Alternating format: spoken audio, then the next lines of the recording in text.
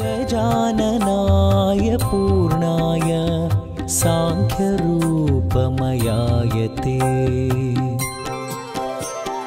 गजाननाय पूर्णाय सांख्यरूपमयाय ते विदेहेन च सर्वत्र संस्थिताय नमो नमः संस्थिताय नमो नमः।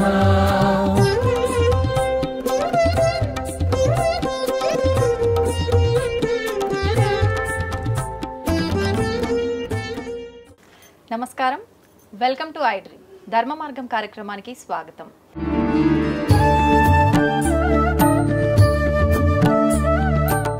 అందరికీ ముందుగా వినాయక చవితి శుభాకాంక్షలు. అయితే ప్రతి ఒక్కరూ కూడా పురోహితులను పిలిచి వినాయక చవితి పూజా విధానాన్ని ఆచరించలేకపోయి ఉండే వాళ్ళు ఉంటారు. వారందరూ కూడా ఇప్పుడు మేము ఏదైతే చేయబోతున్నామో ఈ వీడియో చూసి మీరందరూ పూజ ఎండింగ్ వరకు కూడా ప్రశాంతంగా ఎటువంటి సందేహం లేకుండా చేసుకునే విధానాన్ని అయితే ఇప్పుడు మేము గురుగారితో కలిసి చేయబోతున్నాము. మనకు భాద్రపద మాసం మొదలైందంటే మామూలుగా ఉండదు నవరాత్రుల సందడి అనేది. నిజంగా కొంతమందికి సందేహం ఉంటుంది, నవరాత్రులు అనంటే 9 రాత్రులుగా కౌంట్ చేయాలా, డేస్గా కౌంట్ చేయాలా, ఎలా అని చెప్పి ఇంట్లో పెట్టే వాళ్ళకు కూడా రకరకాల సందేహాలు ఉంటాయి. ఎన్ని రోజులు ఉంచాలి, 1 రోజా 3 రోజులా, ఇలా రకరకాలుగా ఇలాంటి సందేహాలన్నింటినీ కూడా ఇప్పుడు గురుగారితో మాట్లాడి తెలుసుకుందాం. ఈ పూజా విధానాన్ని కూడా సింపుల్గా ఎలా చేసుకోవచ్చో చేసి చూపిద్దాం. నమస్కారం గురుగారు. శ్రీమాత్రే నమః. శ్రీ గురుభ్యో నమః. గురుగారు, మనకు భాద్రపద మాసం మొదలైపోయింది. వినాయక నవరాత్రుల పూజలు ప్రారంభమయ్యాయంటే ఈ 9 రోజులు కూడా మామూలు హడావిడి ఉత్సవంలా జరుపుకుంటాం మనందరం కూడా. అయితే ముఖ్యంగా చాలా మంది పురోహితులను పిలిచి చేసుకోలేని స్థితిలో ఉంటారు. వీలవ్వదు కూడా అన్ని చోట్ల పురోహితులు వెళ్ళాలంటే. మనం చేసే ఈ పూజా విధానం వాళ్ళు ఇంట్లో ఈ ఒక్క వీడియో పెట్టుకుంటే కంప్లీట్ పూజ ఎటువంటి సందేహం లేకుండా చేసుకునేటట్టుగా ఉండాలి. తప్పనిసరిగా అమ్మ, ఈ వీడియో చూసే వాళ్ళ అదృష్టం. అలాగే వినాయకుడి పూజ భాద్రపద శుద్ధ చవితి, వినాయక చవితి రోజున ఏ విధంగా చేసుకోవాలి అనేది సంపూర్ణంగా మనం చేసి చూపిద్దాం తప్పనిసరిగా. ఈ వీడియో చూసి అందరూ ఇంట్లో చక్కగా ఏ రకమైనటువంటి అనుమానాలు లేకుండా చక్కగా పూజ చేసుకోవచ్చు. అమ్మా స్టార్ట్ చేద్దామా గురుగారు మరి? ఓం గణానాం త్వా గణపతిం హవామహే కవిం కవీనాముపమస్రవస్తమం జ్యేష్ఠరాజం బ్రహ్మణాం బ్రహ్మణస్పదాన శృణ్వన్ నోతిభిः సీదసాదనం ప్రణో దేవీ సరస్వతీ వాజేభిర్వాజనీవతి ధీనామవిత్రియవతు గురుబ్రహ్మా గురుర్విష్ణుః గురుర్దేవో మహేశ్వరः గురుః సాక్షాత్ పరబ్రహ్మ తస్మై శ్రీ గురవే నమః. శ్రీ గురుభ్యో నమః. హరి ఓం. ఏదైనా మనం పూజ ప్రారంభించే ముందుగా మన ఇంట్లో ఉండేటువంటి పెద్దలకు కానీ లేదా కనీసం వచ్చిన పురోహితులకు కానీ ఒక ఫలప్రదానం ఏదైతే మనం సంపూర్ణంగా స్వామివారికి కానీ అమ్మవారికి కానీ పూజ చేసిన తర్వాత వచ్చేటువంటి ఫలాన్ని ఆశిస్తూ మనం పూజ చేస్తూ ఉంటాము. దానికి ముందుగా వచ్చినటువంటి పెద్దలకి తప్పనిసరిగా ఫలప్రదానం అనేటువంటి ఫలాన్ని దానం చేసి ఆ తదుపరి పూజా కార్యక్రమం ప్రారంభించడం అనేది మన ఇది. అంటే దీంట్లో కూడాను గొప్ప నీతి ఏంటంటే ఇంట్లో ఉండేటువంటి ప్రతి ఒక్కరిని కూడా గౌరవించిన తర్వాతనే భగవంతుడు అని చెప్పడం. ఇంట్లో ఉన్న తల్లిదండ్రులే మొట్టమొదటిగా మనకు దైవాలు, ఆ తదుపరే నిజమైనటువంటి మనం అనుకుంటున్నటువంటి గణపతి కావచ్చు, అమ్మవారు కావచ్చు, సత్యనారాయణ స్వామి వారు కావచ్చు, ఎవరైనా సరే. కాబట్టి ఇంట్లో ఉన్న పెద్దలకి తాంబూలం ఇవ్వాలి.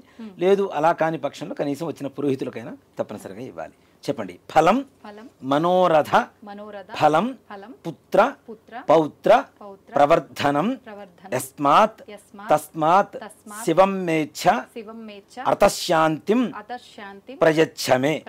ఈ ఫలప్రదానంలో కూడా ఇంత గొప్ప నీతి ఉందో చూడండి. ఫలం మనోరథ ఫలం, నా మనోరథాన్ని మీకు ఫలంగా ఇస్తున్నాను అని చెప్పడం.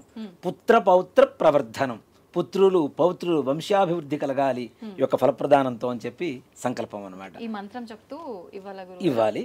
లేదు మీరు అవకాశం మంత్రం చెప్పుకునేటువంటి అవకాశం లేకపోతే కనీసం ఫలప్రదానం ఎవరికైనా ఇచ్చేసైనా సరే ఇంట్లో పెద్దలకి పూజ ప్రారంభించవచ్చు.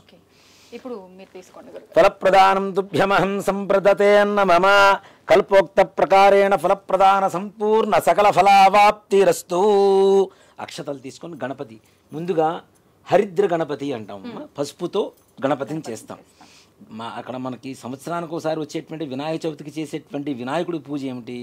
వర్షే వర్షే ప్రయుక్త వరసిద్ధి వినాయక స్వామి వారు ఆయనకి పూజ చేయాలన్నా ముందు హరిద్ర గణపతికి తప్పనిసరిగా మహాగణపతికి పూజ చేయాలి. అంటే సాక్షాత్ పరమేశ్వరుడు ఏదన్నా యాగం చేయాలని సంకల్పించినా ఆయన కుమారుడే కదా అని చెప్పి పక్కన పెట్టకూడదు. ఆయనైనా సరే తప్పనిసరిగా విఘ్నేశ్వరుడికి పూజ చేయాలి. కాబట్టి మనం చేసేది వరసిద్ధి వినాయక స్వామి వారికి. కాబట్టి విఘ్నాలన్నీ తొలగడం కోసం మహాగణాధిపతికి తప్పనిసరిగా పూజ చేయాలి. ఓం అయం ముహూర్తస్ముహూర్తోస్తు సుముహూర్తకాలే సూర్యాదీనాం నవానాం గ్రహాణామత్యంత ఆనుకూల్యతా బలసిద్ధిరస్తు యస్య వో నామ రూపాభ్యాం యా దేవీ సర్వమంగళ తయో సంస్మరణాత్మం సాం సర్వదో జయమంగళం శుక్లాంబరధరం విష్ణుం శశివర్ణం చతుర్భుజం ప్రసన్నవదనం ధ్యాయేత్ సర్వవిఘ్నోపశాంతయే తదేవ లగ్నం సుజనం తదేవ తారాబలం చంద్రబలం తదేవ విద్యాబలం దైవబలం తదేవ లక్ష్మీపదే తేంఘ్రేగం స్మరామి యత్ర యోగీశ్వరః కృష్ణో యత్ర పార్థో ధనుర్ధరః తత్ర శ్రీర్విజయోర్భూతి ధ్రువాని త్రిమతిర్మమ స్మృతే సకల కళ్యాణం భాజనం యత్ర జాయతే పురుషస్తమజన్నిత్యం వ్రజామి శరణం హరిం సర్వదా సర్వకార్యేష్నాస్తి దేశామమంగళం ఏషాం హృదిస్థో భగవాన్ మంగళాయతనం మరిః లాభస్తేషాం చ యస్తేషాం కుతస్తేషాం పరాభవః ఏషామిందేవరస్యామో హృదయస్థో జనార్దనః. అక్షతలు తీసుకొని కొద్ది కొద్దిగా గణపతి దగ్గర వేస్తుండండి. ఆపదామపహర్తారం దాతారం సర్వసంపదాం లోకాభిరామం శ్రీరామం భూజో భూజో నమామ్యహం సర్వమంగళమాంగళ్యే శివే సర్వార్థసాధకే శరణ్యే త్రయంబకే దేవి నారాయణి నమోస్తుతే శ్రీలక్ష్మీనారాయణాభ్యా నమః ఉమామహేశ్వరాభ్యా నమః వాణీహరణ్యగర్భాభ్యా నమః శచీపురందరాభ్యా నమః అరుంధతీ వశిష్ఠాభ్యా నమః శ్రీ సీతారామాభ్యా నమః సర్వేభ్యో బ్రాహ్మణేభ్యో మహాజనేభ్యో నమో నమః. ఒకసారి చేతిలో నీళ్ళు వేసుకొని చేయి కడుక్కోండి అమ్మ. ఆచమ్ 3 సార్లు చేతిలో నీళ్ళు వేసుకొని తాగండి. ఆ గ్లాసుని ప్లేట్లోంచి విడిగా పెట్టుకోండి. ఆచమ్యా కేశవాజ స్వాహ ఓం నారాయణాజ స్వాహ ఓం మాధవాజ స్వాహ. మరలా చేయి కడుక్కోండి. గోవిందాయ నమః విష్ణవే నమః మధుసూదనాయ నమః త్రివిక్రమాయ నమః వామనాయ నమః శ్రీధరాయ నమః ఋషికేశాయ నమః పద్మనాభాయ నమః దామోదరాయ నమః సంకర్షణాయ నమః వాసుదేవాయ నమః ప్రద్యుమ్నాయ నమః అనిరుద్ధాయ నమః పురుషోత్తమాయ నమః అధోక్షజాయ నమః నారసింహాయ నమః అచ్యుతాయ నమః జనార్దనాయ నమః ఉపేంద్రాయ నమః హరయే నమః శ్రీకృష్ణాయ నమః శ్రీకృష్ణపరబ్రహ్మణే నమో నమః. అక్షతులు వాసన చూసి ఎడం చేతి వైపు నుంచి ఇలా వెనక్కి వేసుకోవాలన్నమాట. ఉత్తిష్టంతో భూత పిశాచాః ఏతే భూమి ఇట్లా ఇట్లా వెనక నుంచి ఇలా చురుకు తగిలేట్టుగా వెనక కొంతమంది ఉంటారు, వాళ్ళకి చురుకు తగిలేట్టుగా వేయాలి. అది కూడా ఎందుకు అంటే ఉత్తిష్టంతో అంటే లేవమని చెప్తున్నాం. ఎవరిని? భూత ప్రేత పిశాచాలని. ఉత్తిష్టంతు భూత పిశాచాః ఏతే భూమి భారకాః. ఎక్కడైతే అక్షతలు వేస్తున్నామో అక్కడి నుంచి లేవమని. మరి అక్షతలు వేస్తే ఎందుకు లేస్తారు? మన జోలికి రాకుండా ఎందుకు ఉంటారు అంటే మనం వాసన చూస్తున్నాం కదా, శ్వాస మనది తగులుతున్నది కాబట్టి అది మన సొంతం అయిపోతాయి. కాబట్టి మన జోలికి రాకుండా అంటే ఇక్కడ భూత ప్రేత పిశాచాలంటే మనకేదో లైవ్లో వచ్చి కూర్చుంటాయని కాదు, మనకు ఉండేటువంటి ఆలోచన విధానం కానీ మన మైండ్లో తిరిగేటువంటి ఒక రకరకాల ఆలోచనలు, అలానే మన చుట్టుపక్కల ఏదైనా వ్రతాలు చేసుకున్నప్పుడు కూడా ఆడవాళ్ళందరినీ కూర్చోబెట్టుకుంటూ ఉంటాం. వాళ్ళు మాట్లాడేటువంటి మాటలు కూడా మన మనస్సులోకి ఎక్కకుండా మనకి ఏకాగ్రత కలగడం కోసం అక్కడ ఉండేటువంటి సూక్ష్మ రూపంలో ఉండేటువంటి భూత ప్రేత పిశాచాలని అక్కడి నుంచి వెళ్ళిపోమని చెబుతున్నాం. ఎందుకు అంటే ఏతే భూమి భారకాః ఏతేషాం. ఎందుకోసం? బ్రహ్మకర్మ సమారభే, నేను బ్రహ్మకర్మను చేయబోతున్నాను, అక్కడి నుంచి వెళ్ళిపోండిరా అని చెప్పి చెప్పడం కోసం అని చెప్పి మనం వాసన చూసి ఇలా వేస్తే వెనక చురుకు తగలాలి వాళ్ళకి, అలా వెనక్కి వేసుకోవాలి. ఉత్తిష్టంతో భూత పిశాచాః ఏతే భూమి భారకాః ఏతేషాం అవిరోధేన బ్రహ్మకర్మ సమారభే ప్రాణాయామే వినియోగః. ప్రాణాయామం అంటే చాలామంది కూడాను ఇలా ముక్కు పట్టుకొని కూర్చుంటారు. అలా కాదు, ఒకవైపు గాలి పీల్చి రెండో వైపు ముక్కులోంచి ఎంతసేపు అయితే పైకి గాలి పీలుస్తున్నామో దానికి రెట్టింపు సమయం అంటే డబల్ టైం కిందకి రెండో ముక్కులోంచి కిందకు వదలాలి. అలా 3 సార్లు చేయాలి. ఒకసారి ఒక ముక్కులోంచి పైకి పీల్చాలి, ఇంకోసారి ఇంకో ముక్కులోంచి పీల్చాలి. అలా చేస్తే ప్రాణాయామం చేయడం ద్వారా మనకు ఉండేటువంటి జ్ఞానేంద్రియాలు పంచేంద్రియాలు కూడా ముందుగా శుద్ధి కలుగుతాయి. దానికోసమని ప్రాణాయామం చేస్తారు. అందుకనే చూడండి, పొద్దున్నే ప్రాణాయామం చేసేటువంటి వారికి ఏకాగ్రత ఎక్కువగా ఉంటుంది, చాలా ప్రశాంతంగా ఉంటారు వారు. ఎంత సమస్యలు వచ్చినా, ఎలాంటి సమస్యలు వచ్చినా ఎదుర్కొనేటువంటి మనోధైర్యం, ఏకాగ్రత, ప్రశాంతత కలిగి ఉంటారు. కాబట్టి పూజ చేసుకునే ముందు, అంటే మన ధర్మం అంతా కూడాను ఏదైతే మనిషికి, మానవాళికి మంచి జరుగుతుందో, ఆరోగ్యపరంగా ఉంటుందో అది చెప్పడమే మన హిందూ ధర్మం. మన హిందూ ధర్మం, హిందూ మతం అనుకుంటున్నాం. మతం కాదు, ధర్మం కూడా కాదు. ఒక మాట చెప్పాలంటే ఒక జీవన విధానం. ఒక మనిషి సంపూర్ణంగా ఆరోగ్యవంతులుగా ఉండడం కోసం కొన్ని ప్రక్రియల్ని పూజల్లో జొప్పించి మరీ పెట్టారు. వాటి మన ఫలితం ఏమిటి? కేవలం మనం ఆరోగ్యంగా, ప్రశాంతంగా, మానసికంగా, అన్ని రకాలుగా ధైర్యంగా, దృఢంగా ఉండడం కోసం చేసేటువంటి ప్రక్రియలు. కాబట్టి ప్రాణాయామం తప్పనిసరిగా ఇలా ఫింగర్ ఏదైనా ఈ 2 వేళ్ళు పెట్టాలి, ఇటు పెట్టేసి పైకి పీల్చి ఈ బుక్కుతో ఇట్లా కిందకి, మరలా ఈ ముక్కుతో పీల్చాలి, ఈ ముక్కుతో కింద వదిలిపెట్టాలి. అలా 3 సార్లు చేస్తే ప్రాణాయామం శుద్ధి జరుగుతుంది. అలా ప్రాణాయామం చేసిన తర్వాత ఓం భూ ఓం భువః ఓం శుభః ఓం మహః ఓం జనః ఓం తపః ఓం సత్యం ఓం తత్సవితుర్వరేణ్యం భర్గో దేవస్య ధీమహి ధియో యో నః ప్రచోదయాత్ ఓమాపో జ్యోతిరసమృతం బ్రహ్మ భూర్భువస్సువరోం. యజమాన్యస్య అక్షతులు చేతిలోకి తీసుకుండమ్మా, మమ అనుకోండి. ఉపాత్తాతృతక్షయ ద్వారా శ్రీ పరమేశ్వరముద్దిశ్య శ్రీ పరమేశ్వర ప్రీత్యర్థం శుభాభ్యాం శుభే శోభనే ముహూర్తే శ్రీ మహావిష్ణోరాజ్ఞేయ ప్రవర్తమానస్య అద్య బ్రహ్మణః ద్వితీయపరార్థే శ్వేతవరాహకల్పే వైవస్వతమన్వంతరే కలియుగే ప్రథమపాదే జంబూద్వీపే భరతవర్షే భరతఖండే మేరోః దక్షిణదిగ్భాగే శ్రీశైలస్య వాయువ్య ప్రదేశే కృష్ణా గోదావరియోర్మధ్య ప్రదేశే సమస్తదేవతా బ్రాహ్మణ హరిహర గురుచరణ సన్నిధౌ అస్మిన్ వర్తమానేన వ్యవహారిక చాంద్రమానేన స్వస్య శ్రీ క్రోధినామ సంవత్సరే దక్షిణాయనే వర్ష ఋతు భాద్రపద మాసే శుక్లపక్షే చతుర్థ్యాయాం వాసరః వాసరస్తు స్థిరవాసరయుక్తాయాం శుభనక్షత్రే శుభయోగే శుభకరణ ఏవం గుణ విశేషణ విశిష్టాయాం శుభతిథౌ శ్రీమాన్ శ్రీమతః గోత్రం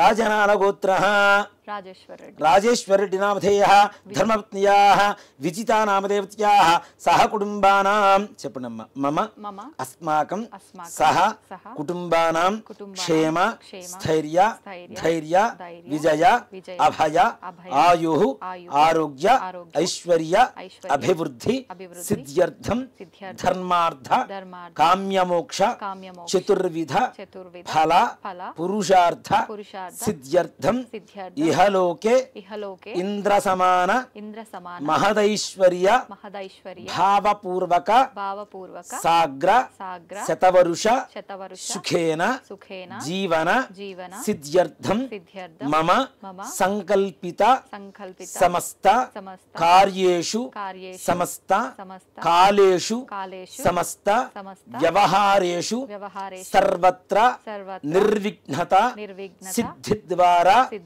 సర్వత్ర దిగ్విజయత ప్రాప్తి సిద్ధ్యర్థం వర్షే వర్షే ప్రయుక్త శ్రీ వరసిద్ధి వినాయక స్వామి దేవత పరిపూర్ణ అనుగ్రహ ప్రసాద సిద్ధ్యర్థం వర్షే వర్షే ప్రయుక్త శ్రీ వరసిద్ధి వినాయక స్వామి దేవత వ్రత ఆఖ్యం కర్మ కరిష్యే ఆదౌ నిర్విఘ్నేన పరిసమ అవాప్త్యర్థం శ్రీ మహాగణాధిపతి దేవత పూజాంచ కరిష్యే.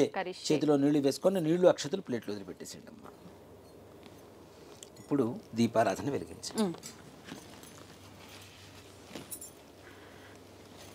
గురుగారు, దీపారాధన అంటే నాకు ఒక చిన్న డౌట్ వచ్చింది. అగ్గిపుల్లతో డైరెక్ట్ దీపారాధన చేయరాదు, అగరబత్తికి వెలిగించి అంటారు కదా, అసలు నిజమేనా? మనకి హారతి ఇచ్చేటువంటి ఏకహారతి ఉంటుంది కదా, ఇలా అన్నమాట. ఏకహారతిలో ఇలా ఒత్తి ఒకటి వేసుకొని ఈ ఒత్తిని వెలిగించి దీంతో దీపారాధన చేయడం అనేది ఉత్తమమైనటువంటి మార్గం. ఇలా కాని పక్షంలో కనీసం అగరబత్తితో అయినా వెలిగించాలి. ఇవన్నీ కృత్రిమంగా తయారయ్యేటువంటి అగ్నే కదా, కాబట్టి అలా కాకుండా ఏదైనా ప్రకృతి ధర్మంగా ఉండేటువంటి వాటితో వెలిగించడం అనేది ఉత్తమం. దీన్ని మోహిని దీపం అంటారు. మోహిని దీపం అంటారు. కాబట్టి దీనితో వెలిగించడం అనేది మంచిది. దానివల్ల ఇలాంటి దీపారాధన చేయడం వల్ల సకల ఆకర్షణ యోగం కూడా కలుగుతుందని చెప్పి శాస్త్రాలు చెప్తాం. కాబట్టి మోహిని అంటే మోహనం, మోహించడం అంటే ఆకర్షణ కదా, కాబట్టి మోహిని దీపం అంటారు. కాబట్టి అలా దీపారాధన చేయడం అనేది ఉత్తమం. ఇలా ఏకహారతి పెట్టుకున్నప్పుడు కూడా ఏకహారతి కూడా కొద్ది గంధం పెట్టి కుంకుమ బొట్టు పెట్టి వెలిగించి వాటితో దీపారాధన వెలిగించడం అనేది ఉత్తమమైనటువంటి మార్గం.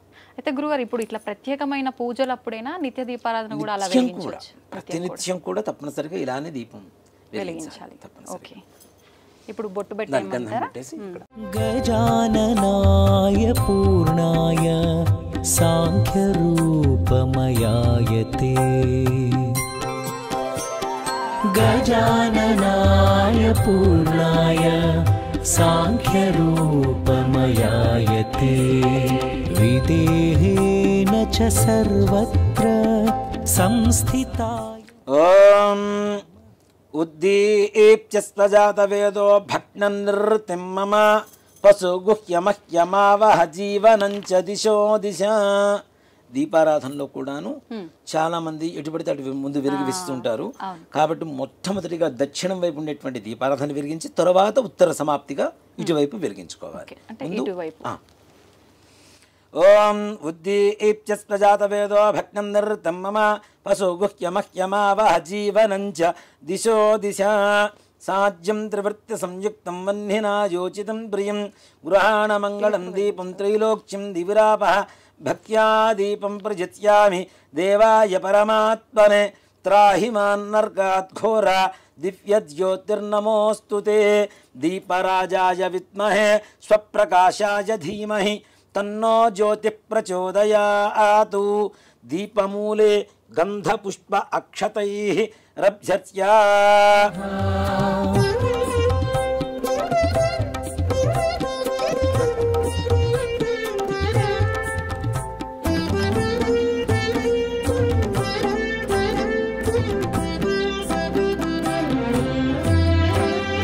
అమేయాయ చ హేరంబా పరశుధారకాయతే. గురుగారు ఒత్తుల విషయంలో కూడా ఎన్ని ఒత్తులు వేయాలి? 2 ఒత్తులు కలిపి ఒక ఒత్తిలా చేయాలా, లేదంటే అసలు ఏ రకంగా మనం చేసుకున్న ఒత్తులు మనం అంటే పత్తి తెచ్చుకొని మనం చేసుకున్న ఒత్తులతో చేయాలా, రెడీమేడ్ దొరుకుతున్నాయి కదా అలా చేయాలి, ఎలా చేస్తే పుణ్యం వస్తుంది? రకరకాల ఆలోచనలు.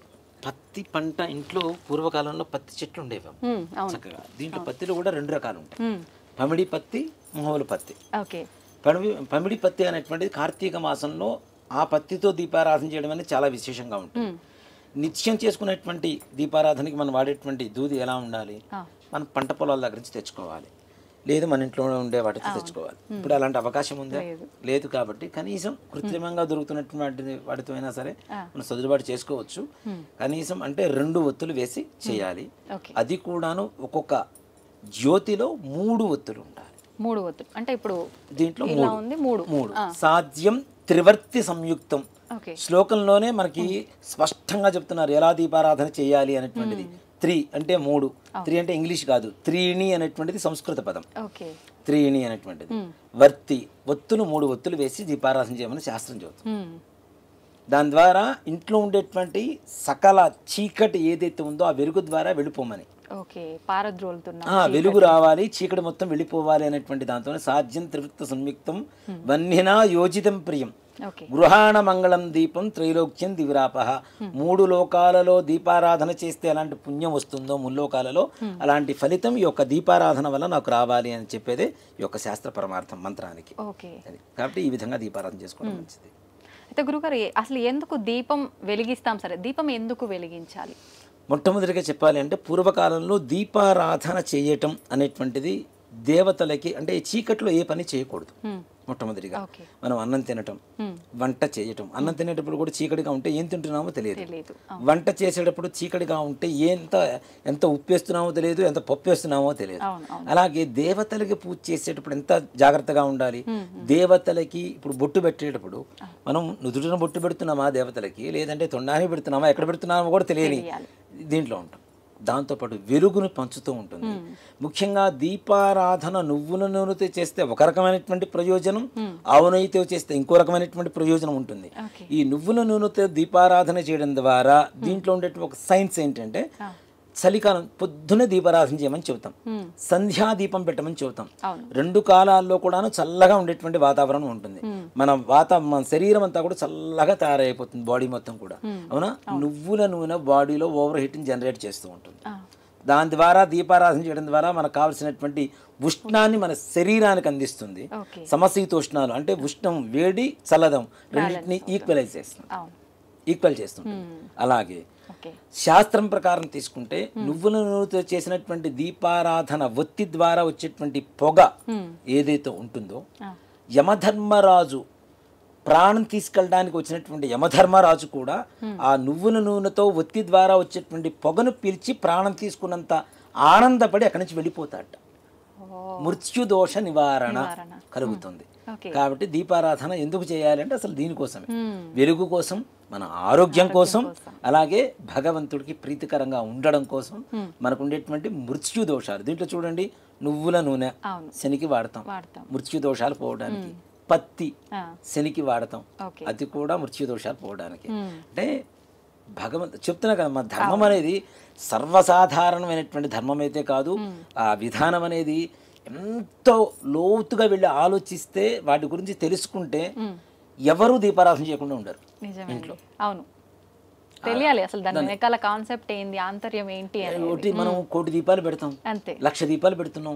దీపాలు పెట్టంగానే సరికాదు, వాటికి ఉండేటువంటి ప్రాముఖ్యత ఏంటి అనేది తెలుసుకుంటే. సాధారణంగా ప్రతి ఒక్కరు కూడా పూజ చేస్తే, నిత్యం దీపారాధన చేస్తే పాజిటివ్ గా ఉంటుంది చాలా అని అనుకుంటారు, కానీ హెల్త్ కి అన్నిటికీ సంబంధం ఉంది. ఇప్పుడు చీకటిగా ఉంది నాన్న, ఒక గదిలో లైట్ వేస్తే వెలుతురు వస్తుంది.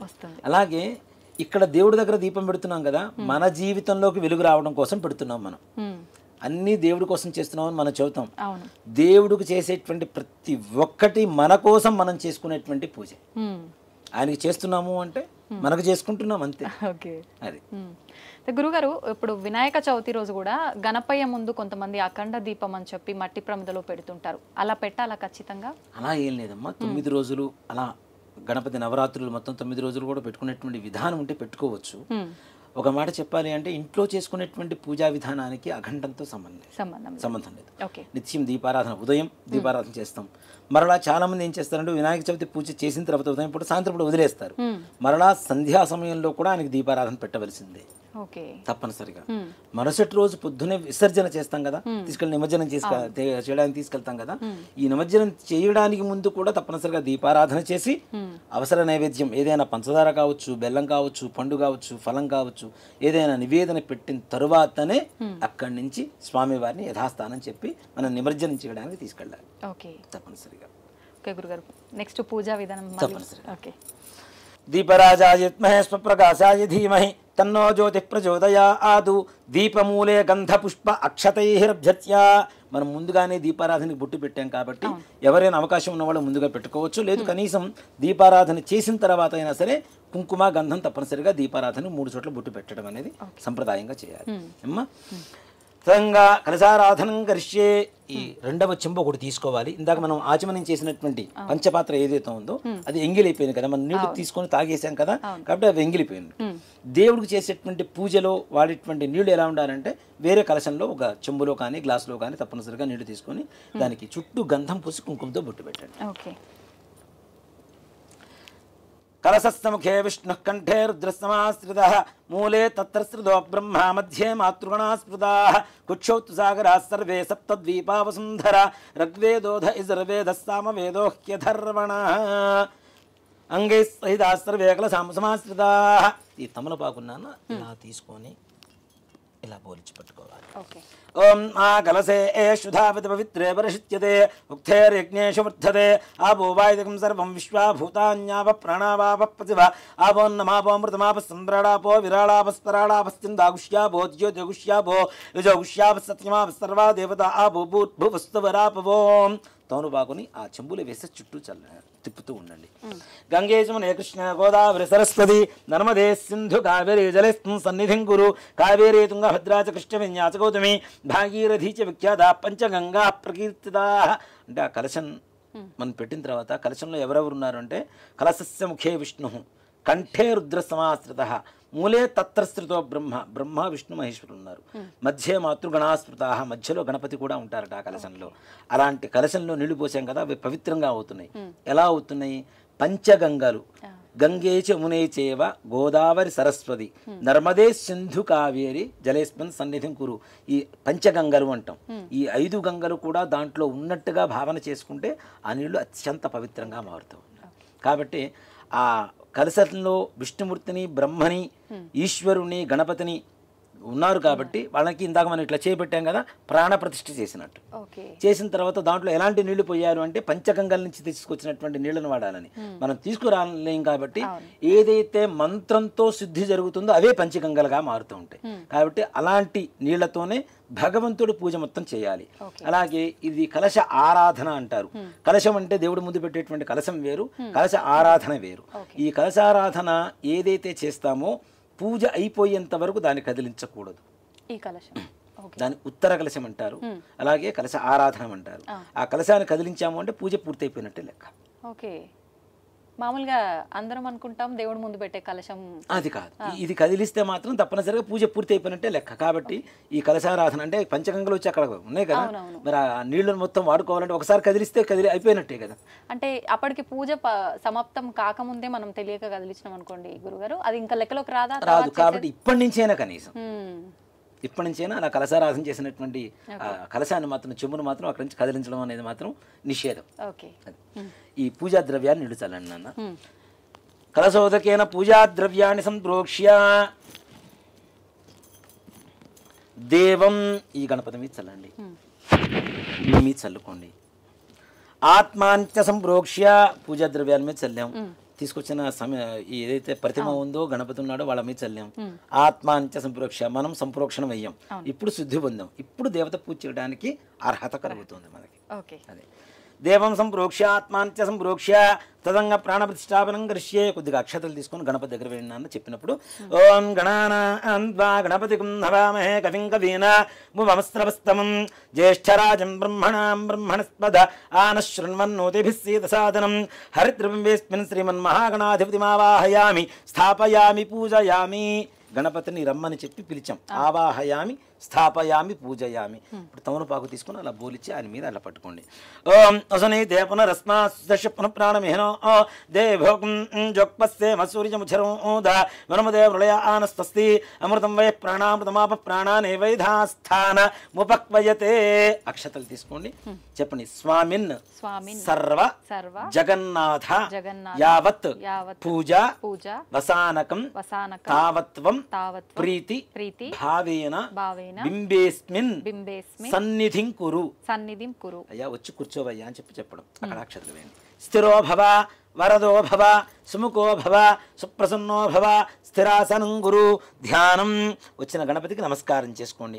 ఓం శుక్లాంబరధరం విష్ణుం శశివర్ణం చతుర్భుజం ప్రసన్నవదనం ధ్యాయేత్ సర్వ విఘ్నోపశాంతయే. అక్షతలు తీసుకొని గణపతి దగ్గర వేయండమ్మా. శ్రీమన్మహాగణాధిపతయే నమః. ధ్యాయామి, ధ్యానం సమర్పయామి, ఆవాహయామి. మరలా కొద్దిగా అక్షతలు. ఆవాహయామి సువర్ణరత్న ఖచిత హేమ సింహాసనం సమర్పయామి. తమలపాకుతో నీళ్లు అలా చూపించేసి ఆ ప్లేట్లో 3 సార్లు వదిలిపెట్టాలి. పాదయో పాద్యం సమర్పయామి, హస్తయో అర్ఘ్యం సమర్పయామి, ముఖే ఆచమనీయం సమర్పయామి. గణపతి వచ్చాడు, ప్రార్థన చేశాం. ఆయనకి ఏం చేయాలి? హస్తయో అర్ఘ్యం చేతులు కడుక్కోవడానికి నీళ్లు, పాదయో పాద్యం కాళ్ళు కడుక్కోవడానికి నీళ్ళు ఇచ్చాం, ముఖే ఆచమనీయం తాగడానికి మంచినీళ్ళు ఇచ్చాం. మనం ఇంట్లో నిత్యం ఒక బంధువులు కానీ మనం కానీ చేసుకునేటువంటి ప్రక్రియలు ఏవైతే ఉన్నాయో ఉపచారాలన్నీ కూడాను వాటిని షోడశ ఉపచారాలు అంటారు. పొద్దున పుట్టినప్పటి నుంచి అంటే మనం పొద్దున లేచినప్పటి నుంచి పడుకునేంత వరకు చేసుకునేటువంటి 16 రకాల ఉపచారాలే భగవంతుడికి మంత్రంతో చేస్తాం కాబట్టి షోడశ ఉపచార పూజ అంటాం గణపతికి చేసేటువంటి దాన్ని కూడా. ఇప్పుడు ఈ రకంగా చెయ్యకపోతే ఆ పూజ లెక్కలోకి రాధా గురువు గారు ఇప్పుడు ఆచమనం ఇవన్నీ చేయకపోతే యద్భావం తద్భవతి. ఒక మాట చెప్పాలంటే భక్తి ఉండాలి. అవును, ఇవన్నీ చేసినప్పుడు కూడా భక్తి లేకపోతే వృధా కదా. వృధా అంతే. భక్తితో కన్నప్ప మాంసం పెట్టినా ఈశ్వరుడు స్వీకరించాడు. అవును, అలాంటి భక్తి లేనప్పుడు ఎన్ని పెడితే ఉంటుంది, ఎన్ని చేస్తే ఉంటుంది. అంతే. కాబట్టి భక్తి ఉండాలి తప్పనిసరిగా.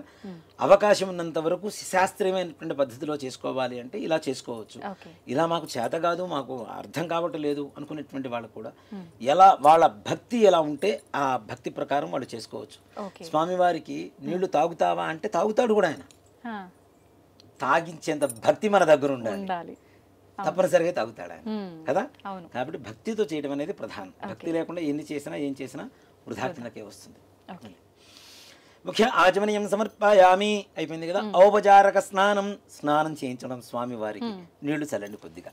ఓం మా భోయిష్ఠామయో భోస్తాన ఊర్జేత ధాతన మహేరణాయ సక్షసే యోవశ్చవతమోరసస్తస్య భాజేతే హనః ఉషతీరవ మాతరః తస్మా అరంగమామవో యస్సక్షయా జజన్వథ ఆపో జనయథా జనః ఇది శుద్ధోదక స్నానం సమర్పయామి. మరలా నీళ్ళు అక్కడ చూపించేసి ప్లేట్లో వదిలిపెట్టేసండి.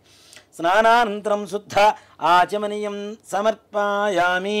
వస్త్రం దీన్ని గంధంలో అలా ముంచేసి పసుపు వద్దండి అమ్మ అక్కడ సమర్పించండి.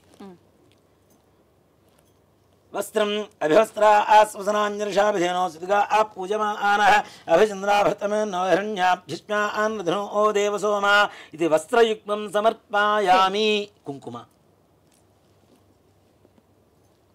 చాలా మంది వస్త్రం అంటే ఇలానే అనుకుంటారు, ఇది వస్త్రం కాదు, ఇది యజ్ఞోపవీతం, ఉపవీతం అవుతుంది కాబట్టి అది వస్త్రం అవుతుంది. మనం వస్త్రాలు ఎలా వేసుకుంటాం కదా, అలానే అది వస్త్రం, ఇది ఉపవీతం అంటారు.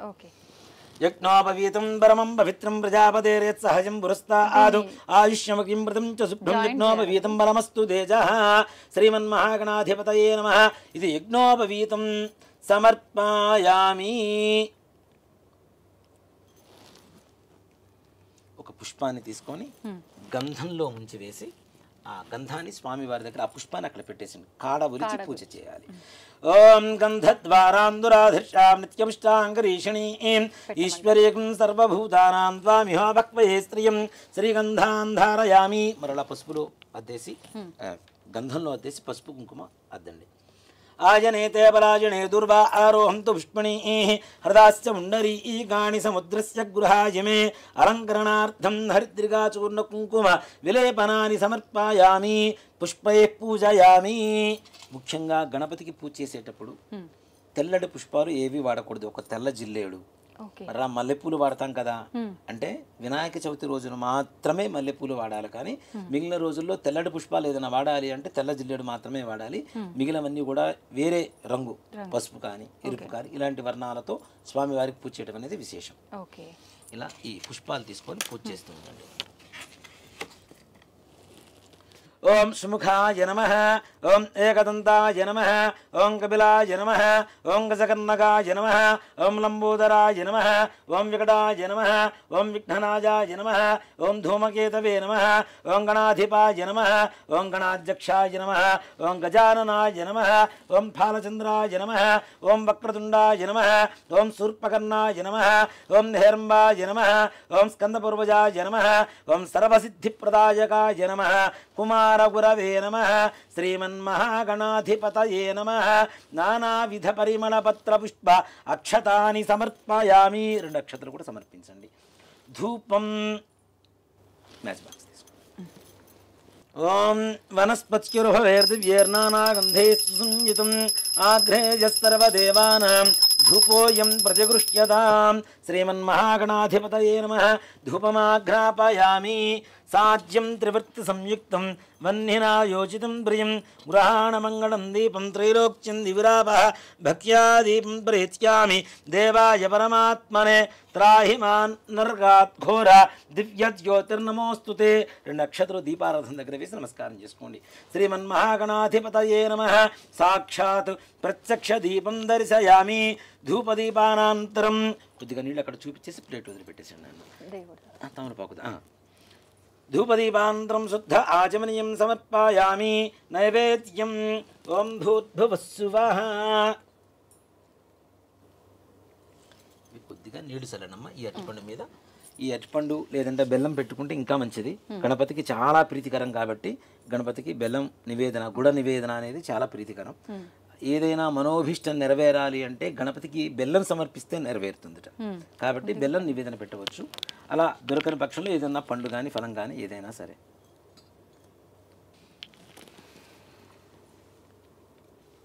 నీళ్లు చల్లండి బెల్లం మీద అరటిపండు మీద. ఓం భూర్భువస్సువః తత్సవితుర్వరేణ్యం భర్గో దేవస్య ధీమహి. ఇలా చుట్టూ తిప్పాలి.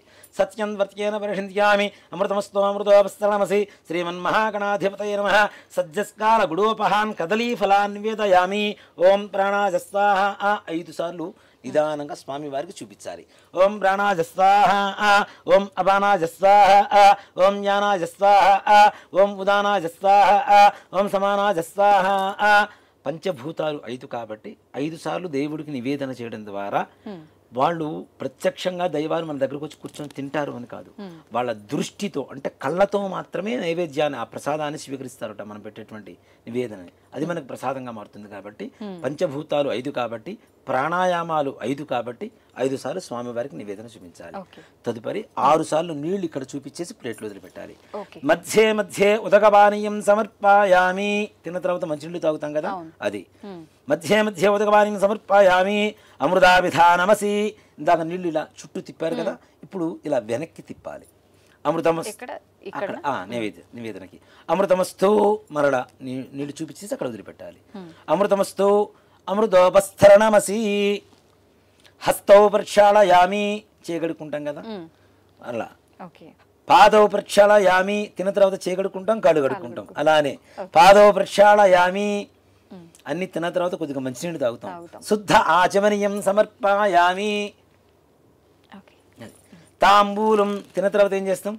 తాంబూలం తింటాం కదా, ఇది కూడా అంతే. స్వామి వారికి ఇలా తాంబూలం పెట్టేసి అలా స్వామి వారికి చూపించేసి అటు పక్కన పెట్టేసేయండి. పూగీవలైస్తగర్పూరేర్నాగవల్లీధలేరుచితం ముక్తాచూర్ణ సమాయుక్తం తాంబూలం ప్రతిగృష్యతాం. తాంబూలం సమర్పయామి. తాంబూల ఆచరణానంతరం మరలా కొద్దిగా నీళ్ళు అక్కడ చూపించేసి వదిలిపెట్టాలి. తాంబూల ఆచరణానంతరం శుద్ధ ఆచమనీయం సమర్పయామి. కర్పూర ఆనందమంగళ నీరాజనం. తాంబూలం సమర్పయామి. తాంబూలాచరణానంతరం శుద్ధ ఆచమనీయం సమర్పయామి. కర్పూర ఆనందమంగళ నీరాజనం.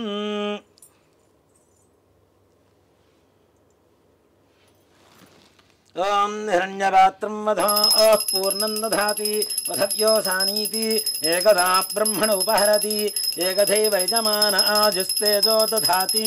శ్రీమన్మహాగణాధిపతయే నమః. కర్పూర ఆనందమంగళ నీరాజనం దర్శయామి. నీరాజనానంతరం శుద్ధ ఆచమనీయం సమర్పయామి. జై శ్రీమద్రమణ గోవింద హరి హర నమః పార్వతీపతయే హర హర మహాదేవ హర. జయ బోలో గజానన్ మహారాజు కీ జై. ఇందాక మనం హారతి ఇచ్చిన తర్వాత కూడా మరలా మీరు నీళ్ళు అలా చూపించేసి అక్కడ వేశారు కదా, చాలా మంది ఈ ఏకహారతి మీద వేస్తూ ఉంటారు నీళ్లు కదా. కానీ ఏకహారతి మీద కూడా వెయ్యాలి. దేనికి అంటే అది వేడి ఎక్కుతుంది కాబట్టి ఆ వేడి మన చేతి దాకా రాకుండా ఉండేందుకు దాని మీద నీళ్లు వేస్తారు. అది సంప్రదాయం లాగా మారింది. కానీ స్వామివారికి దాని మీద ఏకహారతి మీద నీళ్లు ఎన్ని వేసినా స్వామివారికి చూపించినటువంటి నీళ్లు మళ్ళీ ఆ ప్లేట్ వదిలిపెట్టడం అనేది మాత్రం తప్పనిసరి. ఇప్పుడు హారతి పొగ వచ్చింది, చేతికి పొగ అయినప్పుడు మనం శుభ్రంగా ఇచ్చేసుకుంటాము. అలాగే స్వామి వారికి హారతి అద్దాం కాబట్టి శుద్ధ ఆచమనీయం అనేది తప్పనిసరిగా చేయాలి. మంత్రపుష్పం సుమకస్తేక దంతశ్చ కవిలో గజకర్ణక లంబోదరస్య వికటో విఘ్నరాజో. అక్షతలు ఓం శుముఖస్తేకదంతస్యాగమిలో గజకర్ణకః లంబోదర్స్య పుడో విఘ్నరాజోగణాధిపः ధూమకేతుర్గణాధ్యక్షపాల చంద్రోగజాననः వక్రతుండः శూర్పకర్ణో హేరంబస్కందపూర్వజः షోడశైతాని నామాని పఠేచ్చునియాదిభిः విద్యారంభే వివాహే చ ప్రవేశే నిర్గమే తదా సంగ్రామే సర్వకార్యేషు విఘ్నస్తస్య న జాయతే తత్పురుషాయ విద్మహే వక్రతుండాయ ధీమహి తన్నో దంతి ప్రచోదయాత్ శ్రీమన్మహాగణాధిపతయే నమః పాదారవిందయోః దివ్య సువర్ణ మంత్ర పుష్పాంజనం సమర్పయామి. అక్షతలు తీసుకొని మనస్సులో ప్రదక్షిణ చేస్తున్నట్టుగా భావన చేసుకోవాలి. యాని గాని చ పాపాని జన్మాంతరకృతాని చ తాని తాని ప్రణశ్యంతి ప్రదక్షిణం పదే పదే పాపోహం పాపకర్మాహం పాపాత్మా పాపసంభవః త్రాహి మాం కృపయా దేవా శరణాగతవత్సల అన్యథా శరణం నాస్తి త్వమేవ శరణం మమ తస్మాత్ కారుణ్యభావేన రక్ష రక్ష గణాధిప శ్రీమన్మహాగణాధిపతయే నమః. ఆత్మప్రదక్షిణ నమస్కారాన్ని సమర్పయామి. పునః పూజాంచ కరిష్యే. మరళాక్షతలు తీసుకొని కొద్ది కొద్దిగా వేస్తూ ఉండండి. ఛత్రమాచ్ఛాదయామి చామరం వీజయామి నృత్యం దర్శయామి గీతం శ్రావయామి ఆందోళికానారోహయామి గజానారోహయామి అశ్వానారోహయామి మూషికానారోహయామి సమస్తరాజోపచార శక్త్యోపచార భక్త్యోపచార పూజాం సమర్పయామి. మరలా అక్షతలు తీసుకోండి మా చేతిలోకి. యస్మృత్యాచన ముఖ్యతమ పూయాక్రియాదిషు న్యూనం సంపూర్ణతాం యాతి సజ్జో వందేదముచ్యుతం. చెప్పండి. మంత్రహీనం క్రియాహీనం భక్తిహీనం గణాధిప యత్పూజితం మయాదేవ పరిపూర్ణం తదస్తుతే. అనేన ధ్యానావాహనాది షోడశ ఉపచార పూజయా చ అవసర నైవేద్యయా చ భగవాన్ సర్వాత్మకః సర్వం శ్రీ మహాగణాధిపతి దేవతా సుప్రీతా సుప్రసన్న వరదా భవతు. చేతిలో నీళ్లు వేసుకొని నీళ్లు అక్షతలు ప్లేట్లు వదిలిపెట్టేశారు. ఇక్కడ భక్తులకి చేసుకునేటువంటి వాళ్ళందరికీ ఎంత ఎగ్జంక్షన్స్ ఇచ్చారు అంటే మంత్రహీనం క్రియాహీనం భక్తిహీనం ఇలాంటివి ఏదైనా లోపించి ఉన్నా క్షమించి నువ్వు ఇవ్వవలసినటువంటి పరిపూర్ణమైనటువంటి అనుగ్రహాన్ని ఇవ్వమని అని చెప్పి ఈ మంత్రానికి అర్థం అనమాట. ఇప్పుడు అక్షతలు తీసుకున్నాం వల్ల యజ్ఞేన యజ్ఞేంద్ర దేవాః తాని ధర్మాణి ప్రథమాన్యాసన్ తేహనాకం మహిమానస్తు సంతే శ్రీమన్మహాగణాధిపతయే నమః. యథాస్థానం ప్రవేశయామి. శ్రీమన్మహాగణాధిపతి ప్రసాదం యజమాన్యస్య శిరసా గృహ్ణామి.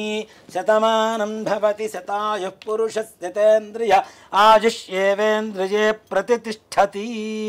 ఆ పుష్పాన్ని శిఖలో పెట్టుకోండి. చేయగలుగుతుంది. మరలా అక్షతలు తీసుకోండి.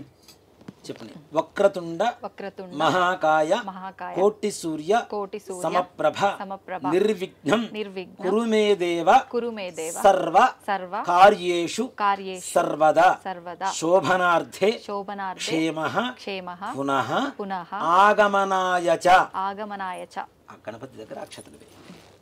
అంటే మనలా శుభకార్యం చేసుకున్నప్పుడు పిలుస్తాం రాండి అని చెప్పి చెప్పడం. ఆయన ఎక్కువసేపు భరించలేం కదా గణపతిని. కాబట్టి ఆయన కైలాసానికి పంపించేటప్పుడు మరలా శోభనార్థే శుభకార్యం చేసుకున్నప్పుడు క్షేమ పునరా ఆగమనాయ చ మరలా రాండయ్య అని చెప్పి చెప్పడం. ఇప్పుడు చాలా మంది కూడాను గణపతిని ఇందాక మనం ప్రాణప్రతిష్ఠ చేసాం, అక్షతలు వేసాం. ఇప్పుడు కూడా యథాస్థానం చెప్పడానికి చాలా మంది తమరోపాకుని అలా ముందుకు జరుపుతూ ఉంటారు. అది శాస్త్రం కాదు అనేటువంటిది ఒక ధర్మం.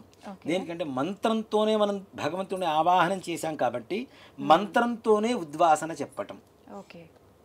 ఆయన్ని మరలా కైలాసాన్ని పంపించడం కూడా మంత్రంతోనే చేయాలి. అంతేగాని చాలా మంది తమలపాకులు పట్టుకొని గట్టిగా ముందుకు లాగేస్తూ ఉంటారు. అది ధర్మం కాదు. మంత్రంతో ఆవాహనం చేసాం, మంత్రంతోనే ఉద్వాసన. ఇప్పుడు గణపతి పూజ అయిపోయింది. అంటే చాలా మంది అనుకుంటారు గణపతి పూజ అయిపోయిందంటే వినాయక చవితి పూజ అయిపోలేదు. వరసిద్ధి వినాయక పూజ ఇప్పుడు మనం చేయబోయేటువంటి పూజ.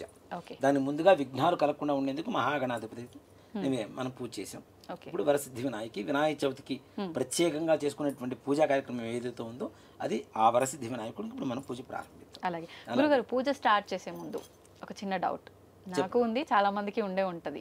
ఇప్పుడు చాలా మంది వినాయక చవితి ముందు రోజే వినాయకుడిని పూజా సామాగ్రి అన్నిటినీ తీసుకొచ్చి ఇంట్లో పెడతారు. అలా మనం వెళ్ళటానికి ముందే ఇంటిని శుభ్రం చేసుకోవాలి అని అనుకుంటాం.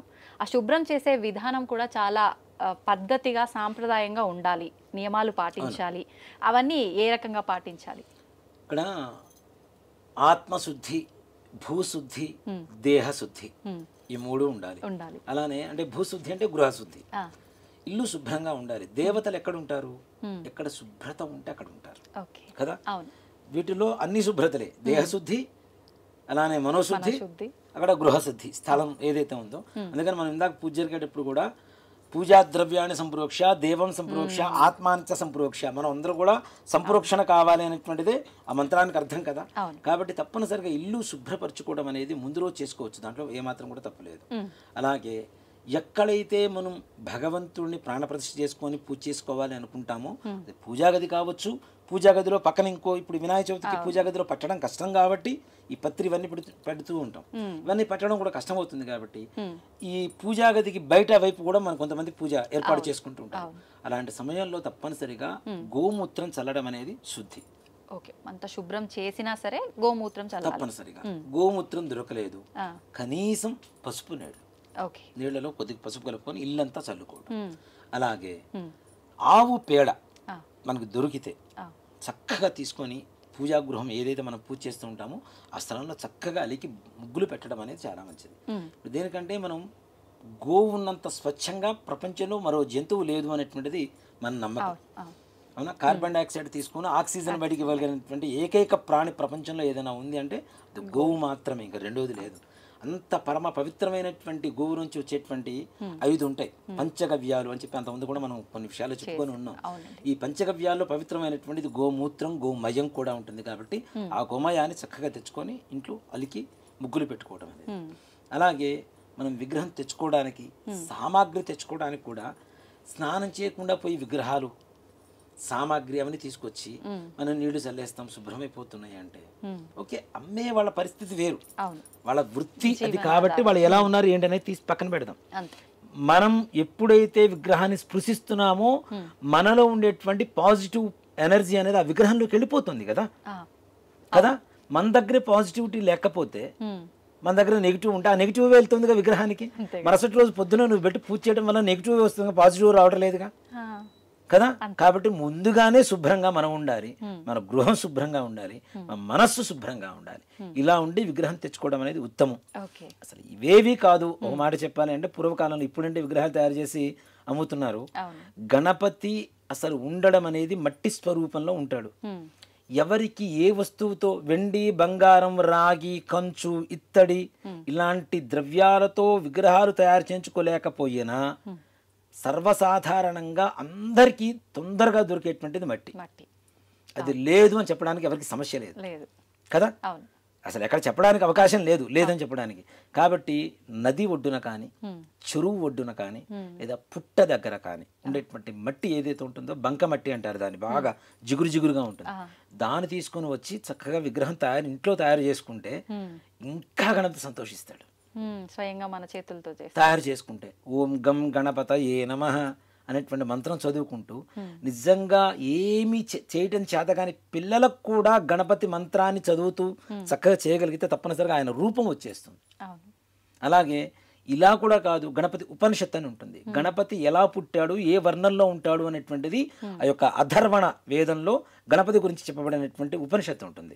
అధర్వణ శీర్ష గణపతి ఉపనిషత్తు అని, అది ఆడియోలు దొరుకుతుంది మనకు చక్కగా. అది వింటూ గణపతిని తయారు చేసుకోవచ్చు. అంటే పృథ్వీ తత్వం ఏదైతే నేల ఉంటుందో, పృథ్వీ పంచభూతాలు ఉన్నాయి కదా, పృథ్వీ అంటే నేల, భూమి, భూమి తత్వమే గణపతి తత్వం. జననాన్నిచ్చేటువంటి తత్వం, తనలో కలుపుకునేటువంటి తత్వం. ఒక మట్టి తీసుకొచ్చి చిన్న గిన్నెలో పెట్టేసి ఒక విత్తనం వేస్తే మొలక వస్తుంది. అలాగే ఒక చనిపోయినటువంటి వ్యక్తిని తీసుకెళ్లి భూమిలో పాతి పెడితే కలిసిపోతుంది. తనలో కలుపుకుంటాడు, మనకి కావాల్సింది ఇస్తాడు. ఆ తత్వమే గణపతి తత్వం. అందుకనే భూమి మీద దొరికేటువంటి మట్టితోనే వినాయకుడు విగ్రహాలు తయారు చేయండి రా అని చెప్పేది. కాబట్టి గణపతికి ఇంకోటి కూడా ఏంటండి, మనం అందరం నివసించేది అక్కడ భూమి మీద కదా. మూలాధారే స్థితోసి నిత్యం అని గణపతి మంత్రంలో ఉపనిషత్తులో వస్తుంది. మూలాధార చక్రానికి అధిపతి గణపతి. మూలాధారం మనకేమిటి, భూమే కదా ఆధారం. కాబట్టి అలాంటి పృథ్వీతత్వంతో ఉండేటువంటి మట్టితో గణపతిని తయారు చేస్తే, ఆ గణపతిని తయారు చేసిన తర్వాత మరలా నీళ్లలో వేస్తూ ఉంటే మనకి ఆరోగ్యం లభిస్తూ ఉంటుంది.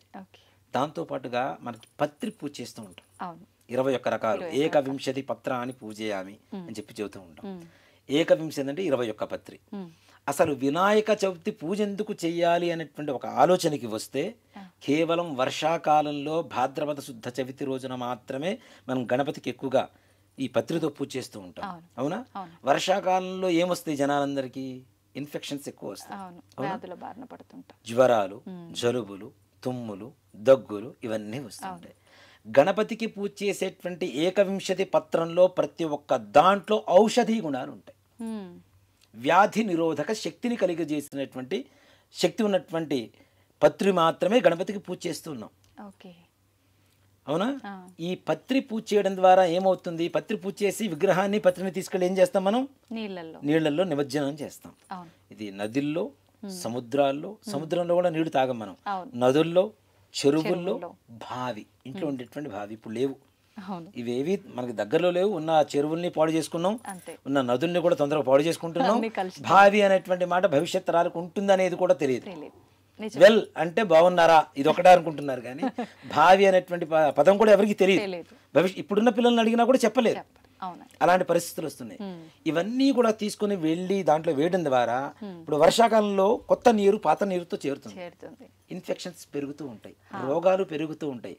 ఈ రోగ నిరోధక శక్తి కలిగినటువంటి పత్తిని తీసుకుని దాంట్లో వేస్తే అవి నాని బాగా లోపల నాని మనకి రోగాలు రాకుండా చేస్తాయి, వచ్చిన రోగాల్ని నిరోధించేలాగా శక్తిని కలుగజేస్తాయి. కాబట్టి వినాయక చవితి భాద్రపద శుద్ధ చవితి రోజున వర్షాకాలంలో పత్రితో పూజ చేసి, ఇప్పుడు విగ్రహాన్ని పూజ చేస్తాం పత్రితో, విగ్రహానికి కూడా ఆ పత్రిలో ఉండేటువంటి ఔషధి గుణాలు వస్తాయి కదా, ఆ మట్టి కూడా స్వీకరించేటువంటి లక్షణం ఉందని చెప్పుకున్నాం కదా. కాబట్టి ఆ విగ్రహాన్ని కూడా తీసుకుని వెళ్ళి నీళ్ళలో కలవడం ద్వారా మనకి ఏ రకమైనటువంటి రోగాలు రాకుండా చేసేందుకు ఈ భాద్రపద శుద్ధ చవితి రోజున వినాయకుడు పూజ చేస్తాం. ఓకే. మనం మన ధర్మం ప్రకారం పూజ, దాంతో సైంటిఫిక్ గా మన ఆరోగ్యానికి సంబంధించి చాలా గొప్ప సైన్స్ మాట చెప్పాలంటే, అంటే సైన్స్ కూడా అందనటువంటి సైన్స్. నిజమే అండి. అంత ఔషధి గుణాలు ఉంటాయి వాటిల్లో. అవి మనకి తెలియక మనం ఏదో పిచ్చి కొమ్మలు తీసుకొచ్చి పూజ చేస్తున్నాం. కానీ 21 రకాలు ఏవైతే శాస్త్ర ప్రకారం చెప్తూ ఉన్నారో వాటిల్లో ప్రతి ఒక్క దాంట్లో రోగాన్ని, ఒకదానికి జలుబు పోగొట్టేటువంటిది. పూర్వకాలంలో చూడండి, ఇప్పుడంటే తక్కువ, ఇప్పుడు నాజిల్ డ్రాప్స్ అని కొనుక్కుంటున్నారు కదా, అదేంటి? జిందా తెలుసు కదా, జిల్లేడు ఆకుల్ని కాస్త వేడి మీద ఇచ్చేసి రసం పిండి దాన్ని అమ్ముతున్నారు ఇప్పుడు. పూర్వకాలంలో పిల్లలకు జలుబు చేస్తే తుమ్ములు వస్తూ ఉంటాయి కదా, అలాంటి సమయంలో జిల్లేడు ఆకు తీసుకొచ్చి నిప్పుల మీద అట్లా కాల్చేసి దాన్ని రసాన్ని తీసి ముక్కుల్లో పోస్తే ఈ తుమ్ములు పట్ట పట్ట పట్ట వచ్చి లోపల ఉండేటువంటి మొత్తం ఈ కఫం మొత్తం కూడా బయటకు వచ్చేస్తుంది. కానీ అది పాయిజన్ అంటారు కదా చెట్టు. ఆకు రసం ఏం కాదు. రసాన్ని పిండి ముక్కుల్లో పోస్తే చూడండి, ఇప్పటికీ ఉన్నారు చాలా మంది విలేజెస్ లో చేస్తూ ఉంటారు. నాటు వైద్యం అని చెప్పి మనం నవ్వుతున్నాం. ఇప్పుడు అదే నాజిల్ డ్రాప్స్ అని మనం కొనుక్కుంటున్నాం, అంత మించేం లేదు. దీంట్లో మరి జిల్లేడు ఆకులు కూడా చేస్తున్నాం. అంటే ఒక్కొక్క రకమైనటువంటి రోగాన్ని పోగొట్టేటువంటి లక్షణాలు ఈ పత్రిలో మాత్రమే ఉన్నాయి. అది తెలుసుకొని పూజ చేస్తే ఆనందం. మన దేహానికి, ఇందాక చెప్పే కదా, మన దేహానికి ఏం కావాలో అది భగవంతుడు ఇస్తున్నాడు. ఆయన పేరు చెప్పుకొని మనం స్వీకరిస్తున్నాం ఆరోగ్యాన్ని. నిజంగానే మీరు అన్నట్టు బావి దాకా ఏమో గానీ పూజలు అయితే చేస్తుంటారు ప్రతి ఒక్కరు. కానీ ఎవరైనా పిల్లలుండి అమ్మ ఇది ఎందుకు చేస్తున్నావు అని అంటే ఫస్ట్ వాళ్ళ దగ్గర కూడా సమాధానం లేని కాలంలో ఉన్నాం. అయితే గురుగారు, ఇంకొక క్వశ్చన్. ఇప్పుడు విగ్రహం తేవడానికి వెళ్ళిన తర్వాత కూడా చాలా మంది ఆలోచిస్తుంటారు. నేను కూడా స్టార్టింగ్లో నాకు తెలియనప్పుడు ఏంది వీళ్ళు ఇట్లా అడుగుతున్నారు, ఎటువైపు ఉంటే ఏంది అని చెప్పి. అది ఏంటంటే తొండం కుడివైపున ఉండడం ఉన్న విగ్రహాన్ని తెచ్చుకుంటే మంచి శుభం కలుగుతుంది, ఎడం వైపుది అంత పనికి రాదు అని చెప్పి. ఇవన్నీ నిజంగా నిజాలేనా? ఉన్నాయమ్మా. దీంట్లో కూడా గణపతికి మనం వామాచారం, దక్షిణాచారం చెప్పి 2 ఆచారాలు చెప్తుంటాం కదా. ఎక్కువగా అమ్మవారికి చెప్తూ ఉంటారు చాలా మంది. వామాచార దక్షిణాచారాలు అనేటువంటి విధానం అమ్మవారికే ఉంది. మధ్య మాంసాలు పెడుతుంటారు, ఇలా ఆచారాలు ఉన్నాయి. అసలు వామాచారం అనేటువంటి మొదలైందే గణపతి దగ్గర. చాలా మందికి తెలియదు అది. ఉచ్చిష్ట గణపతి అనేటువంటి ఒక విధానం ఉంటుంది, గణపతికి పూజ ఉంటుంది. ఉచ్చిష్టము అంటే ఏంటి? ఎంగిలి. ఉత్తిష్టము అంటే లేవటం, ఉచ్చిష్టము అంటే ఎంగిలి. స్వామివారికి నివేదన పెట్టినటువంటి ఉండ్రాళ్ళు మనం తింటూ మంత్రోచ్చారణ చేస్తూ ఉపాసన చేసేటువంటి విధానం ఉంది. ఇది ఏ ప్రాంతంలో చేస్తుంటారు? అసలు ఏ ప్రాంతంలోనే ఉంది, చాలా నిగూఢంగా ఉంటుంది, ఎవరికి బయటికి తెలియదు. అసలు ఉచ్చిష్ట గణపతి అనేటువంటి గణపతి ఉంటాడన్న విషయం కూడా చాలా మందికి తెలియదు. ఉచ్చిష్ట గణపతికి తొండం ఎడం వైపు ఉంటుంది, వరసిద్ధి వినాయకుడికి కుడి చేతి వైపు ఉంటుంది. అంటే సాత్వికం, సింపుల్. వామాచారము అంటే ఎడం చేత్తో చేసేటువంటిది, అవునా? దక్షిణాచారం అంటే కుడి చేత్తో చేసేటువంటిది. దక్షిణం వైపు తొడం తిరిగి ఉంటే దక్షిణాచారం సాత్వికం, ఎడం చేతి వైపు తిరిగి ఉంటే వామాచారం కొంచెం శక్తివంతం. ఓకే. కాబట్టి కుడి చేతి వైపు తిరుగున్నదే ప్రసన్నంగా ఉంటుంది. శుక్లాం భరధరం విష్ణు ప్రసన్నవదనం అని చెప్పి చూస్తున్నాను. అవునా? ప్రసన్నవదనం అంటే ఎట్లుండదు, ప్రశాంతంగానే ఉంటుంది. అలాగే ఆయన ప్రశాంతంగా ఉంటున్నాడు. విగ్రహం తెచ్చుకునేటప్పుడు నిమజ్జనం చేసేటప్పుడు కూడా అంతే ప్రశాంతత ఉండాలి. అది లేకుండా ఇప్పుడు చూస్తున్నాం కదా డీజే సౌండ్లు, పూజ పావు గంట, మిగిలిన ఎంటర్టైన్మెంట్ ప్రోగ్రామ్ గంటన్నర 2 గంటలు, రాత్రి నిద్ర కూడా అక్కడే కూర్చొని చేస్తూ ఉంటారు. క్యారమ్ బోర్డ్స్ పెట్టుకొని కొన్ని చోట్ల అనకూడదులే కానీ చతుర్ముఖ పారాయణలు ఇవన్నీ కూడా చేస్తుంటారు. గణపతికి పూజ చేయండిరా అంటే ఇవన్నీ చేస్తుంటే గణపతి మాత్రం ఏం చేస్తాడు? అంతే. అవునా? ఇప్పుడు వినాయకుడిని తీసుకుని వెళ్ళేటప్పుడు మంగళ వాయిద్యాలతో తీసుకెళ్ళండి. ఈ డీజే సౌండ్లు, డప్పులు, గిప్పులు ఇవన్నీ పెట్టుకోమని కాదు కదా. మంగళ వాయిద్యాలు, మంగళం అంటే శుభం. ఆయన మనకి శుభాన్ని చేకూరుస్తున్నాడు కాబట్టి శుభాంతో చక్కగా తీసుకెళ్ళాలి. ఒక చిన్న కథ కూడా ఉందమ్మా. అంటే చాలా రోజుల క్రితం నుంచి ఎవరు చెప్పే ఉంటారు ఎక్కడో చోట. కానీ హుస్సేన్ సాగర్, మన హైదరాబాద్లో ఉన్న హుస్సేన్ సాగర్లో ఒక పడవలో 3 వెళ్తున్నారు. ఒక క్రిస్టియన్, ఒక హిందువు, ఒక ముస్లిం. ఇది తెలిసే ఉంటుంది చాలా మందికి. బాగా వరదలు వచ్చేసినాయి. ముస్లిం అతను ఉండి అలా నన్ను కాపాడని చెప్పి అడిగాట. ఆయన వచ్చి తీసుకుని వెళ్ళి కాపాడాడు. అలాగే క్రిస్టియన్ జీసస్ నన్ను కాపాడనగానే జీసస్ వచ్చి ఆయన కాపాడని తీసుకుని వెళ్ళాడు. హిందూ వచ్చి గణపతిని ప్రార్థిస్తున్నట, నువ్వు నన్ను కాపాడయ్యా కాపాడయ్యా. ఈ గణపతి మాత్రం హుస్సేన్ సాగర్ ఒడ్డు మీద నిల్చొని నాట్యం చేస్తున్నట్ట. అదేంటయ్యా జీసస్ అనగానే ఆయన వచ్చి తీసుకెళ్ళాడు, అలా అనగానే ఆయన వచ్చి తీసుకెళ్ళాడు, నేను మునిగిపోతున్నాను, నువ్వు ఎందుకు డ్యాన్స్ చేస్తున్నావు అంటే, మరి నేను మునిగేటప్పుడు మీరు డ్యాన్స్ చేయటం లేదా, మీరు మునిగేటప్పుడు నేను డ్యాన్స్ చేస్తే వచ్చింది అన్నట్టు. అంటే అలాంటి వికృతమైనటువంటి స్థితికి మనం తీసుకెళ్తున్నాం భగవంతుడు కదా. అది తప్పు కదా. ఆనంద నాట్యం చేయడం వేరు, ఇష్టం వచ్చినట్టు ఏదో ఈ మద్యాలు తీసుకొని ఆ తుంపర్లు దేవుడి మీద పడుతూ ఉంటే మనం కింద పడిందే ఏది వస్తువు దేవుడికి సమర్పించం. అలాంటిది మన తుంపర్లు భగవంతుడి మీద పడుతూ ఉంటే అది ఎంతవరకు కరెక్టు? అంతవరకు పూజ చేసి, అంత పవిత్రంగా పూజ చేసి, ఈ డప్పుల మధ్యలో, ఈ డీజేల మధ్యలో ఇష్టం వచ్చినట్టు మద్యం సేవించి అరుస్తూ దేవుడి మీద ఎక్కి, ఇంకోటి కూడా నేను నిషేధం అని చెప్తాను. భగవంతుడికి వినాయకుడికి లడ్డు నివేదన పెడుతూ ఉంటారు కదా. అసలు లడ్డు పెట్టమని ఎవరు చెప్పారు? ఏ శాస్త్రాల్లో ఉంది? ఎక్కడా లేదు. మోదక ప్రియుడు ఆయన. మోదకం అంటే ఉండ్రాళ్ళు కదా. మోదకం అంటే ఉండ్రాళ్ళు కూడా కాదు, మోదకం అనేటువంటిది ఒక పిండి వంట. ఉండ్రాళ్ళు వేరు, మోదకం వేరు. కనీసం అంత చేయలేని పక్షాలకు కనీసం ఉండ్రాళ్ళు అన్న పెడుతున్నాం. ఆయన చేతిలో ఆయన ఉండేది వరదాభయ హస్తాలతో ఇలా ఉంటాడు. ఆయన స్టిల్ మార్చేసి ఇలా పెట్టేసాం మనం చేతిలో లడ్డు పెట్టడానికి. ఈ లడ్డూని పెట్టేసి దీన్ని లక్షలకి కోట్లకి వేలాలు వేసి భగవంతుడు ప్రసాదం వేలం వేయటం ఏమిటి? పెడితే ఇంకంతా అందరికి పెట్టుపో, నీ నైవేద్యం పెట్టావు నీ భక్తి కొద్దీ. ఆ లడ్డే అందరికి ప్రసాదంగా నైవేద్యంగా సమర్పించాలి. దాన్ని వేలం వేసి భగవంతుడికి రేట్లు పెట్టి దాంట్లో పాల్గొనాలంటే ముందుగా రిజర్వేషన్లు అని, అడ్వాన్సులు అని. ఈ అంటే భగవంతుడు కమర్షియల్ అయిపోతున్నాడా? భగవంతుడిగా ఉండి చూస్తున్నామా మనం? అది తప్పు కదా. నివేదనగా అక్కడ పెట్టాల్సింది లడ్డు కూడా కాదు, మోదకం పెట్టాలి. అందుకనే భగవంతుడు ఎప్పుడు ఇలా మనకి వరదాన్ని అభయాన్ని ఇచ్చేటువంటి స్థితిలో ఉంటాడు, కానీ మన దగ్గర నుంచి తీసుకునే పరిస్థితులు ఇలా ఉండడు ఆయన కదా. కాబట్టి భగవంతుడికి అలా చేయటం అనేది కూడా తప్పు. అవి కూడా అసలు నిషేధించాలనే చెప్తాను నేనైతే. కాబట్టి ఇప్పుడున్న పరిస్థితిలో మనం చెప్తే నేను శత్రువు అవుతానేమో, కానీ శత్రువు అయినా పర్లేదు, నిజం చెప్పడం అనేది మన ధర్మం. కాబట్టి ధర్మాన్ని ఇప్పుడు కాకపోతే భవిష్యత్ కాలంలో అయినా సరే కనీసం ఎప్పుడైనా ఒకసారి ఈ వీడియో చూసిన వాళ్ళు ఇది మనం చేస్తున్న తప్పు కదా అనేటువంటి ఒక భావన ఒక మనసులోకి వచ్చి ఒక్కళ్ళు మారినా చాలు, మనం వీడియో చేసిన దానికి పరమార్థం దక్కినట్టే మనకి. ఏమ్మా గణపతి స్వామి వారికి పూజ చేద్దాం. మరలా ఆచమనం చేయండి. 3 సార్లు చేతిలో నిండి వేసి 3 సార్లు చేతిలో నిండి వేసుకుని తాకండి అన్న. ఆచమ్యాకేశవాయ స్వాహ, ఓం నారాయణాయ స్వాహ, ఓం మాధవాయ స్వాహ. చేయకట్టుకోండి. గోవిందాయ నమః, విష్ణవే నమః, సూదనాయ నమః, త్రివిక్రమాయ నమః, వామనాయ నమః, శ్రీధరాయ నమః, ఋషికేశాయ నమః, పద్మనాభాయ నమః, దామోదరాయ నమః, సంకర్షణాయ నమః, వాసుదేవాయ నమః, ప్రద్యుమ్నాయ నమః, నిరుద్ధాయ నమః, పురుషోత్తమాయ నమః, అధోక్షజాయ నమః, నరసింహాయ నమః, అచ్యుతాయ నమః, జనార్దనాయ నమః, ఉపేంద్రాయ నమః, హరయే నమః, శ్రీకృష్ణాయ నమః, శ్రీకృష్ణ పరబ్రహ్మణే నమో నమః. అక్షతలు తీసుకోండి. ఆజమ్యాపురోక్తే గుణవిశేషణ విశిష్టాయాం శుభతిథౌ అనేన పూర్వ సంకల్ప ప్రకారేణ వర్షే వర్షే ప్రయుక్త శ్రీ వరసిద్ధి వినాయకాయ స్వామి దేవత వ్రత పూజాఖ్యం కర్మ కరిష్యే. చేతిలో నీళ్లు వేసుకొని నీళ్లు అక్షతలు ప్లేట్లో దగ్గర పెట్టేసేయండి అమ్మ. అక్షతలు తీసుకోండి.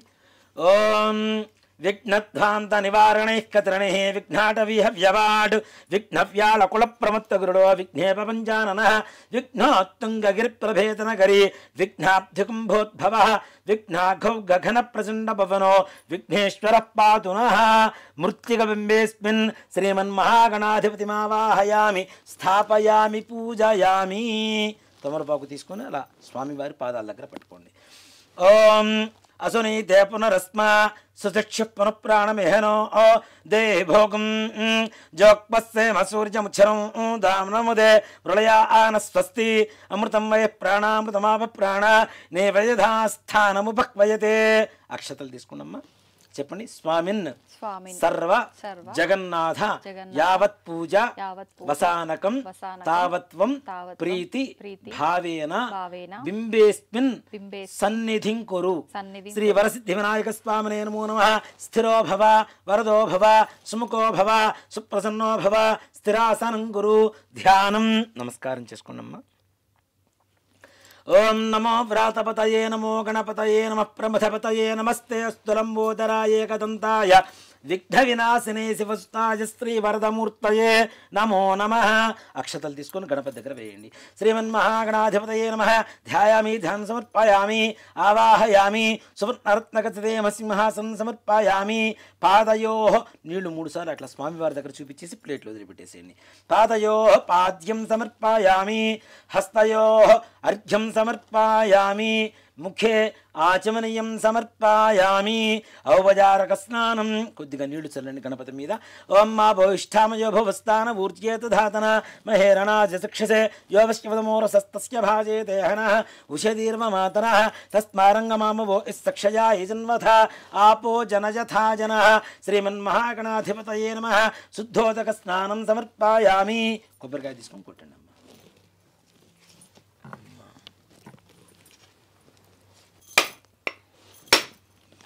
ఓం యా ఫల నిర్యాబలా విష్పాయాస్త పుష్పణీ బృహస్పతి ప్రసూతా స్థానో ముంఛన్వగుం హసః.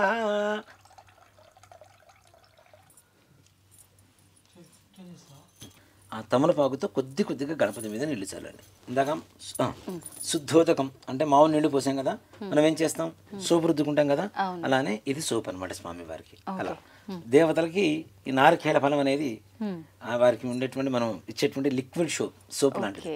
సో కాబట్టి ఈ కొబ్బరి నీళ్ళతో స్వామి వారికి స్నానం. ఇందాక మనం చెప్పుకున్నాం కదా అధర్వణ గణపతి ఉపనిషత్ అని. ఇప్పుడు మనం చెప్పబోయేటువంటి మంత్రం అదే. ఇది విన్నా చదువుకున్నా చాలా విశేషమైనటువంటి పుణ్యం లభిస్తుంది. ఇది ఎక్కడైతే పారాయణ జరుగుతుందో అక్కడ సకల విఘ్నాలు కూడా తొలగిపోతాయని చెప్పి శాస్త్రం చెప్తూ ఉంది. గణపతి ఉద్భవం, ఎలా ఉద్భవించాడు, ఏ వర్ణంలో ఉంటాడు అనేటువంటిది యొక్క మంత్రాల పరమార్థం. ఓం భద్రం కర్ణేభిః శృణుయామ దేవాః భద్రం పశ్యేమాక్షభిర్యజత్రాః స్థిరైరంగైస్తుష్టుభాగం సస్తనోభిః వ్యసేమ దేవహితం యదాయుః స్వస్తిన ఇంద్రో వృద్ధశ్రవాః స్వస్తిన పూషా విశ్వవేదాః స్వస్తి నస్తార్ష్యో అరిష్ట్యనేమిః స్వస్తి నో బృహస్పతిర్దధాతు. ఓం శాంతిః. ఓం లం నమస్తే గణపతయే త్వమేవ ప్రత్యక్షం తత్వమసి త్వమేవ కేవలం కర్తాసి త్వమేవ కేవలం హర్తాసి త్వమేవ కల్పితం బ్రహ్మాసి త్వం సాక్షాదాత్మాసి నిత్యం అర్థం వచ్మి సత్యం వచ్మి అవత్వం మాం అవవక్తారం అవశ్రోతారం అవదాతారం అవధాతారం అవానూచాన మమ శిష్యం అవపురస్తాత్తా ఆదు అవదక్షిణాత్తా ఆదు అవపశ్చాత్తా ఆదు అవోత్తరాత్తా ఆదు అవచోర్ధ్వాత్తా ఆదు అవాధరాత్తా ఆదు సర్వతో మాం పాహి పాహి సమంతాత్. త్వం వాంగ్మయస్త్వం చిన్మయః త్వమానందమయస్త్వం బ్రహ్మమయః త్వం సచ్చిదానందాద్వితీయోసి త్వం జ్ఞానమయో విజ్ఞానమయోసి. సర్వం జగదిదం తత్వో జాయతే సర్వం జగదిదం త్వస్తతిష్ఠతి సర్వం జగదిదం త్వజలయమేష్యతి త్వజి ప్రచ్యేతి త్వం భూమిరాపో నలో నిలో నభః త్వం చత్వారి వాక్పరవిదాపదాని త్వం గుణత్రయాతీతః త్వం దేహత్రయాతీతః త్వం కాలత్రయాతీతః త్వం మూలాధారే స్థితోసి నిత్యం త్వాం యోగినో ధ్యాయంతి నిత్యం త్వం శక్తిత్రయాత్మకః త్వం బ్రహ్మస్త్వం రుద్రస్త్వమింద్రస్త్వమగ్నిస్త్వం వాయుస్త్వం సూర్యస్త్వం చంద్రమాస్త్వం బ్రహ్మ భూర్భువస్తు వరో గణాదీన్ పూర్వముచ్చార్య వర్ణాదీం తదనంతరం అనుస్వార పరతర అర్ధేందురసితం తథా ధారేణ యుక్తమేవ దేవ తవ మనస్వరూపం తకార పూర్వరూపం అకారో మధ్యమ రూపం బిందురుత్తర రూపం నాదస్సంధానం సంహితా సంధి సైషా గాణేసి విద్యా గణక ఋషి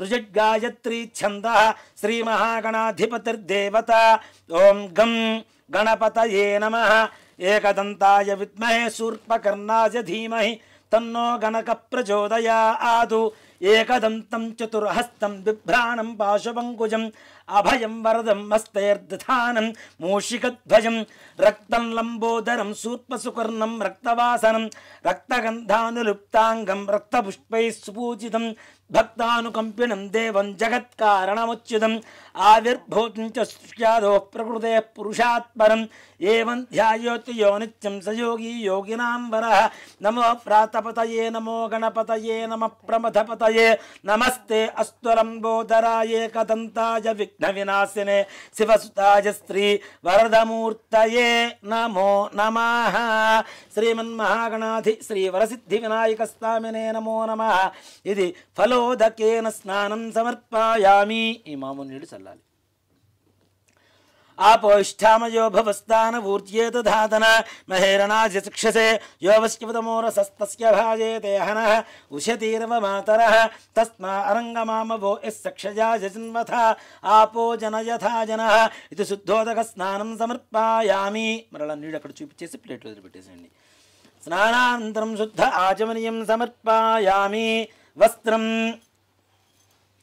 అభివస్త్రా ఆస్వసనాన్యర్షాభిధేనో సుదిగా ఆ పూజమానః అభిచంద్రాభర్తమేన్నో దీన్ని గంధంలో ముంచేసి పసుపు అద్దేసి స్వామి వారికి పెట్టండి అద్దాల బొట్టు పెట్టినా సరిపోతుంది అద్దండి వస్త్రం అభివస్త్రా ఆస్వసనాన్యర్షాభిధేనో సుదిగా ఆ పూజమానః అభిచంద్రాభర్తమేన్నో హిరణ్యాభ్యుష్పానధనో ఓ దేవసోమ శ్రీమన్మహాగణాధిపతయే నమః ఇది వస్త్రయుక్తం సమర్పయామి కుంకుమ యజ్ఞోపవీతం अमेयाय च हेरम्ब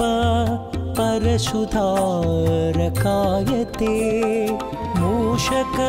मूषकवाहनायैव विश्वेशाय नमो नमः యజ్ఞోపవీతం ధర్మం పవిత్రం ప్రజాపతేర్యత్సహజం పురస్తాదు ఆయుష్యమగ్నిం వ్రతం చ శుభ్రం యజ్ఞోపవీతం బలమస్తు తేజః ఇది యజ్ఞోపవీతం సమర్పయామి గంధాన్ని పుష్పంతో తీసుకొని స్వామివారికి అలా గంధద్వారాందురాధిష్టాం నిత్యపుష్టాంగరీషణీం ఈశ్వరేకం సర్వభూతానాం స్వామిహో భక్వయే స్త్రియం ముందుగా ఒట్టి గంధం శ్రీ వరసిద్ధి వినాయక స్వామినే నమో నమః శ్రీగంధాంధారయామి ఒక పుష్పానికి పసుపు ఒక పుష్పానికి కుంకుమ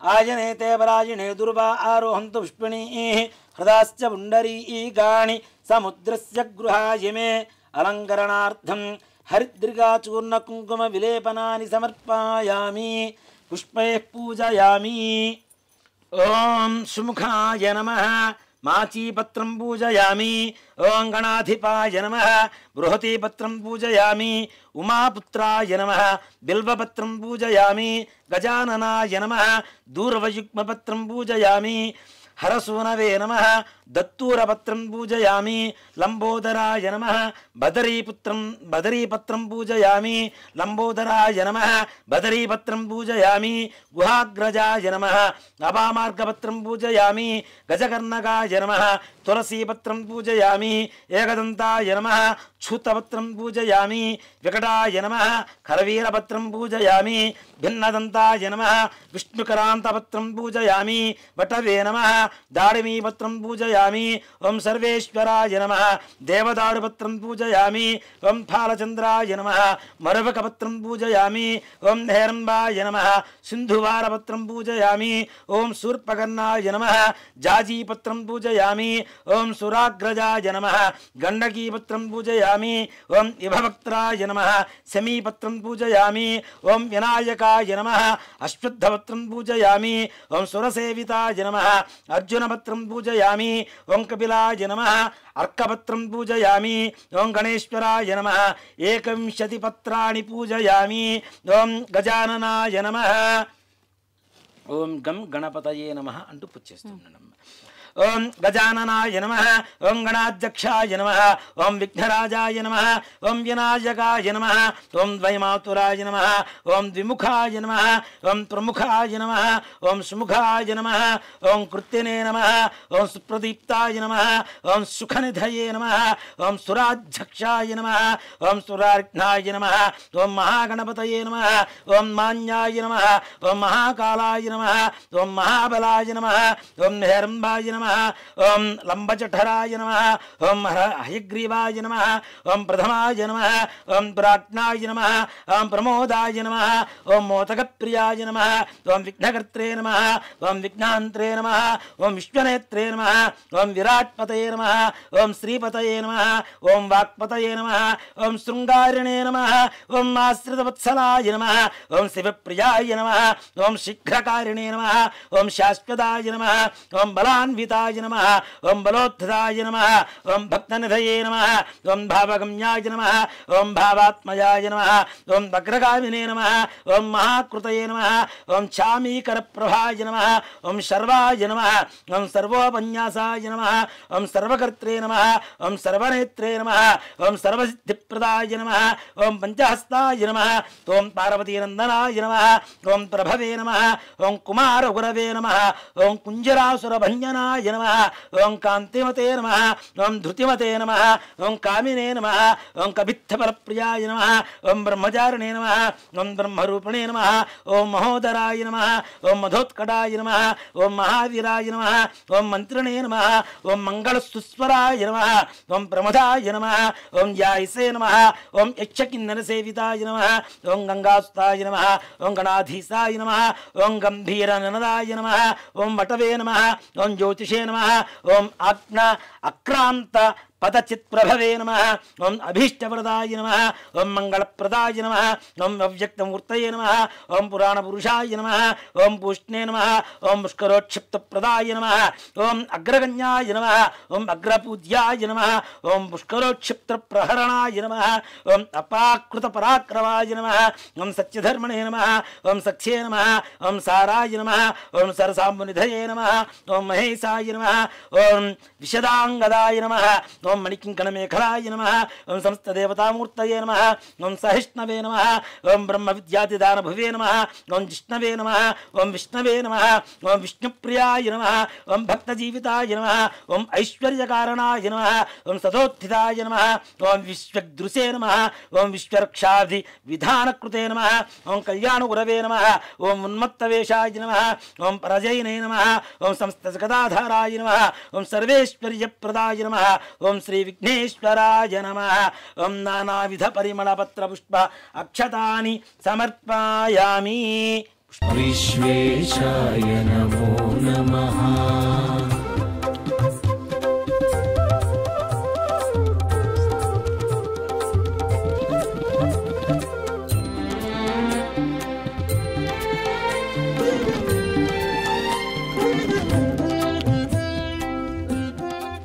ओं सुमुखाय नमः ओं एकदन्ताय नमः ओं कपिलाय नमः ओं गजकन्नकाय नमः ओं लंबोदराय नमः ओं विकटाय नमः ओं विघ्नाजाय नमः ओं धूमकेतवे नमः ओं गणाधिपाय नमः ओं गणाध्यक्षाय नमः ओं गजाननाय नमः ओं फालचन्द्राय नमः ओं वक्रतुण्डाय नमः ओं शूर्पकर्णाय नमः ओं हेरम्बाय नमः ओं स्कन्दपूर्वजाय नमः ओं सर्वसिद्धिप्रदायकाय नमः कुमारगुरवे नमः श्रीमन्महागणाधिपतये नमः नानाविध परिमलपत्र पुष्प अक्षतानि समर्पयामि धूपं పెట్టేస్తున్నది ఆ షాట్ పడుతుంది वनस्पत्योर्हृदिव्यनानाग्धैस्पर्वदेवानां धूपोऽयं प्रदुष्यतां धूपमाघ्रापयामि साज्यं त्रिवृत्तसंयुक्तं वह्निना योचितं प्रियं गृहाणमङ्गलं दीपं त्रिलोक्यं दिव्रावः भक्त्या दीपं प्रीत्याम देवाय परमात्मने त्राहिमान् घोरा दिव्यज्योतिर्नमोस्तुते साक्षात् प्रत्यक्ष దీపం దర్శయామి. కొద్దిగా నీళ్ళు అలా చూపించేసి దేవుడి దగ్గర వదిలిపెట్టేసేయండి. ధూపదీపాంతరం శుద్ధ ఆచమనీయం సమర్పయామి. నైవేద్యం ఓం భూర్భువస్సువః.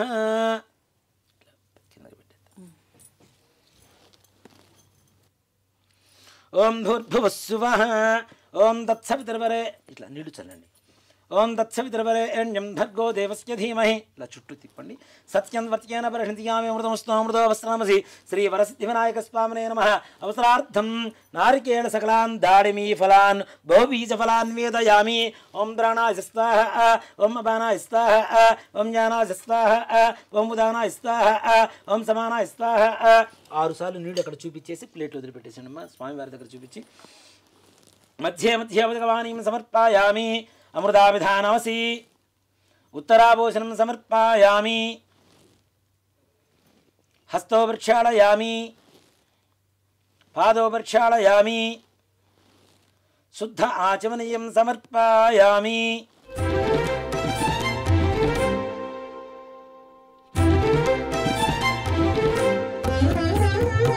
అనంత విభవాయైవ తాంబూలం సూగీఫలైస్తకర్పూరేర్నాకవల్లీధలేరుచితం ముక్తాచూర్ణసమాయుక్తం తాంబూలం ప్రతిగృహ్యతాం. ఇది తాంబూలం సమర్పయామి. తాంబూల ఆచరణానంతరం మరలా కొద్దిగా నీళ్ళు చూపించేసి ప్లేట్లు శుద్ధ ఆచమనీయం సమర్పయామి. కర్పూర ఆనందమంగళ నీరాజనం. జాయతే నమః గుహాగ్రజాయతే నమః. ఓం హిరణ్యపాత్రం మధో పూర్ణం దధాతి మధవ్యో జానీతి ఏకదా బ్రహ్మణోపహరతి ఏకదైవ యజమాన ఆజస్తేజో దధాతి. కర్పూర ఆనందమంగళ నీరాజనం దర్శయామి. నీరాజనాంతరం శుద్ధ ఆచమనీయం సమర్పయామి. నమస్కరోమి. జై శ్రీమద్ రమణ గోవింద హరి. జయ బోలో గజానన్ మహారాజు. ఓం తత్పురుషాయ విద్మహే వక్రతుండాయ ధీమహి తన్నో దంతి ప్రచోదయాత్. శ్రీమన్ మహావరసిద్ధి వినాయక స్వామినే నమో నమః. పాదారవిందయో దివ్య సువర్ణ మంత్ర పుష్పాంజలిం సమర్పయామి. మరలా కొద్దిగా అక్షతలు వేయనమ్మ. ఛత్రచామరాజ్ సర్వోపచార పూజార్థే అక్షతాం పరికల్పయామి. అథ కథా ప్రారంభ. అక్షతలు. పూర్వకాలంలో గజాసురుడు అనేటువంటి ఒక రాక్షసుడు పరమేశ్వరుడి నుంచి ఘోరంగా తపస్సు చేశారు. ఘోరమైనటువంటి తపస్సు చేశారు. అంతటా పరమేశ్వరుడు ప్రత్యక్షమయ్యాడు. ఆయన నీకు ఏం కావాలి వరం అని చెప్పి అడుగుతూ ఉంటే, పరమేశ్వరుడు అంటేనే బోళాశంకరుడు. ఎవరు కొద్దిగా తపస్సు చేసినా ఓ చెంబడి నీళ్లు నెత్తిన పోసినా హరహర మహాదేవ అంటే చాలు ఆయన కరుణిస్తూనే ఉంటారు.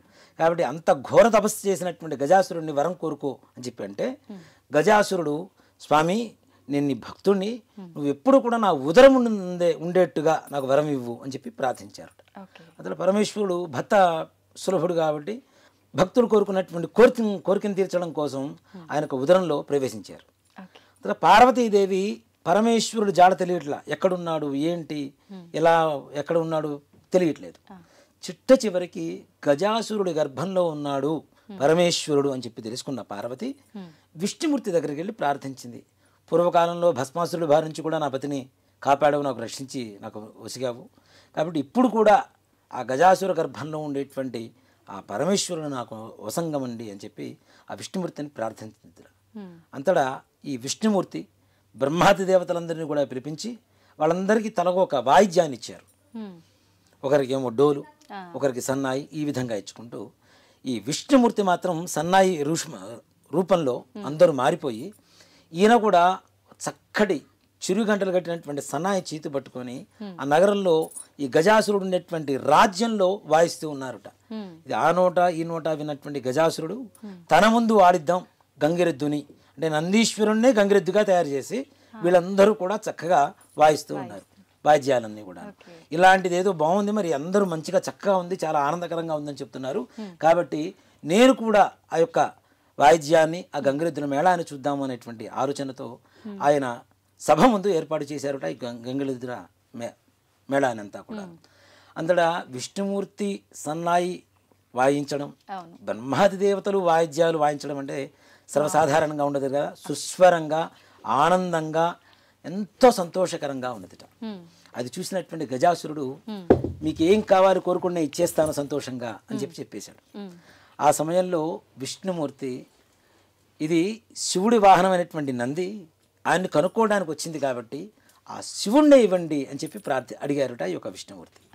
అంతటా గజాసురుడికి అర్థమైంది వచ్చిన ఆయన ఎవరో కాదు, సకల రాక్షస సంహారి అయినటువంటి విష్ణుమూర్తి కాబట్టి నాకు ఇక మరణం తప్పదు అని చెప్పి ఆ విష్ణుమూర్తికి ప్రార్థించి శివుణ్ణి కూడా ఒక వరాన్ని కోరుకున్నారట.